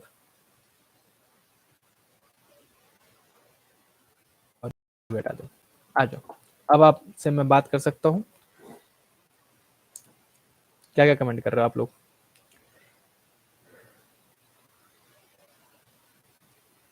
ऐसी ईयर का होगा क्या? हाँ बच्चा, पैटर्न तो सेम है, तभी तो लिया था क्वेश्चन पेपर। इस साल का पैटर्न सेम रहेगा, 5 सेक्शन रहेंगे आपके पास। और क्या कह रहे हैं? पेपर लीक नहीं बच्चा, ये पेपर नहीं आएगा यार, ये तो सैंपल पेपर था। हाँ 23-24 के पैटर्न पे बेस्ड है उमेश, ये पेपर 23-24 के पेपर पे बेस्ड था। बच्चों जिन्होंने नहीं देखा तो स्टार्टिंग से देख लेना, आसान है, बहुत बढ़िया। न्यूमेरिकल में दिक्कत जरा है, कैसे करूं यार? मैंने बहुत सारे न्यूमेरिकल कराए हैं, अगर आप लाइव वीडियो देखना चाहो तो लाइव वाले सेक्शन में जाके देख सकते हो, बहुत सारे न्यूमेरिकल कराए हैं मैंने। और कोशिश करना फॉर्मूला याद होना चाहिए आपको, और कॉन्सेप्ट क्लियर होना चाहिए बच्चा। या ये पीडीएफ भेज दो बच्चा, अभी भेज दे रहा हूँ मैं, टेलीग्राम पे ग्रुप पे भी ये पीडीएफ भेज दूंगा और व्हाट्सएप के ग्रुप में भेज दूंगा। अब मेरी एक बात ध्यान से सुन लो, हर कोई, सबसे कह रहा हूँ मैं, जितने बच्चे यहाँ पे अभी अवेलेबल है, कि कल के दिन जो लास्ट एग्जाम से एक दिन पहले का दिन होता है, आपका फिजिक्स का एग्जाम है 4 तारीख को, कल के दिन। एग्जाम से एक दिन पहले आपको कुछ भी नया नहीं पढ़ना है, बिल्कुल नहीं पढ़ना है। जो आपने अपने स्टडी लीव में पढ़ाई करे हैं, अपनी कॉपी रिवाइज करी है, अपनी न्यूमेरिकल प्रैक्टिस करे हैं, सिर्फ उन्हीं को रिवाइज करना है, रिकैप करना है। आप लोगों ने जितना सिलेबस पढ़ लिया है, it is much more enough to आपको, ताकि वो 80 के नहीं सॉरी 90 के आसपास पहुंचा दे। मैं सिंपल से कह रहा हूँ, जितना आपने सिलेबस पढ़ लिया वो आपको 90 के आसपास आराम से पहुंचा देगा। फिर बाद में पैनिक होगे कि ये रह गया वो रह गया, तो जो आपने पढ़ा है उसको भी सही से समराइज नहीं कर पाओगे, याद नहीं कर पाओगे, और वो भी समराइज नहीं हुआ तो पेपर में हो जाएगा कॉन्फिडेंस डाउन। और एक बार कॉन्फिडेंस डाउन हुआ तो आता हुआ डेरिवेशन, आता हुआ क्वेश्चन भी छूट जाता है। तो ये मिस्टेक मत करना। कल के दिन सिर्फ और सिर्फ रिविजन का दिन है, याद रखना। एग्जाम से एक दिन पहले सिर्फ और सिर्फ रिविजन करूंगा, उसके अलावा कुछ नया नहीं पढ़ूंगा। जो मैंने पढ़ लिया उसी को समेटूंगा अच्छे से, उसी में से क्वेश्चन आए तो मैं उसको अच्छे से अटेम्प्ट करके आऊँ। As simple it is. नया सिलेबस नहीं पढ़ना है, किसी की बात नहीं सुननी है। कोई दोस्त बोले ये देख लिया, ये रह गया, ये रह गया, तो उसको बोलो तू ही पढ़िए, मैंने जितना पढ़ना था पढ़ लिया, मेरा बहुत है, मेरे इतने में ही 90 आ जाएंगे। एज सिंपल सा डायलॉग मार दिया करना। चलो मिलते हैं आपको कल कोई लाइव क्लास नहीं है। मैं सीधे सीधे ऑल द बेस्ट बोलता हूँ आप लोगों को। ऑल द बेस्ट बच्चों फॉर फिजिक्स एग्जाम। बिल्कुल आराम से, पेशेंटली, रिलैक्स मोड में जाके पेपर अटेम्प्ट करने का। मस्त गाने गाने गुनगुनाते रहना एग्जाम में, मन में गुनगुनाना, तेज तेज मत गाने लग जाना, समझ रहे हो? क्योंकि अभी होता है ना बच्चे यूट्यूब पे फेमस होने के लिए बाजार में जाके खूब तेज तेज नाचने लग जाते हैं, वो सब मत करना, ना पेपर वाले बाहर निकाल देंगे भाई साहब। चलो मैं कमेंट पढ़ लेता हूँ, क्या कहना चाह रहे, क्या कहना चाह रहे हो? सौरभ कुंतल, भैया मेरा डाउट देखा क्या, ज्वाइन किए? कोई नहीं बच्चा, सौरभ अभी डाउट देख लेता हूँ मैं आपका, और ये वीडियो अवेलेबल हो जाएगा अभी थोड़ी देर में, तो देख लेना पूरा। बहुत अच्छे अच्छे क्वेश्चन कराए मैंने, 5 नंबर के प्रिज्म के क्वेश्चन करवाए हैं, 5 नंबर के पूरे क्वेश्चन करे हमने, एमसीक्यू भी करे और एसएस रीजन भी करे इसमें, तो ध्यान से देख लेना इसको। सोहम सोनी, सर एनसीईआरटी के इंपॉर्टेंट क्वेश्चंस। बच्चों क्वेश्चन एनसीईआरटी के रिपीट तो नहीं होंगे, और एक दिन पहले मैं आपको एनसीईआरटी करने की सलाह तो बिल्कुल नहीं दूंगा। निशांत प्रजापति, थैंक यू भैया, मोस्ट वेलकम बच्चा। बाय बाय बाय बच्चों, बाय काजल। सौरभ देख लिया बच्चा मैंने, अभी मैं आपको देख लेता हूँ वो। Okay okay, bye bye bye bye bye बच्चों। सो हम बच्चा एनसीईआरटी लास्ट टाइम पे मत करो, पैनिक हो जाओगे, एक भी न्यूमेरिकल सॉल्व नहीं हुआ तो फिर आपको दिक्कत होगी। इसलिए मैं कह रहा हूँ जितना आप लोगों ने अभी तक पढ़ लिया है, अब बस उसी को बार बार रिकैप करो, रिवाइज करो। चलो मिलते हैं एग्जाम के बाद, तब तक के लिए bye bye and all the best बच्चों, bye bye and all the best. मस्त फोड़ के आना फिजिक्स का पेपर भाई साहब, एक भी क्वेश्चन छोड़ के मत आना, जो आए उस टॉपिक से रिलेटेड लिख के आना भाई साहब, समझ रहे हो? Bye bye.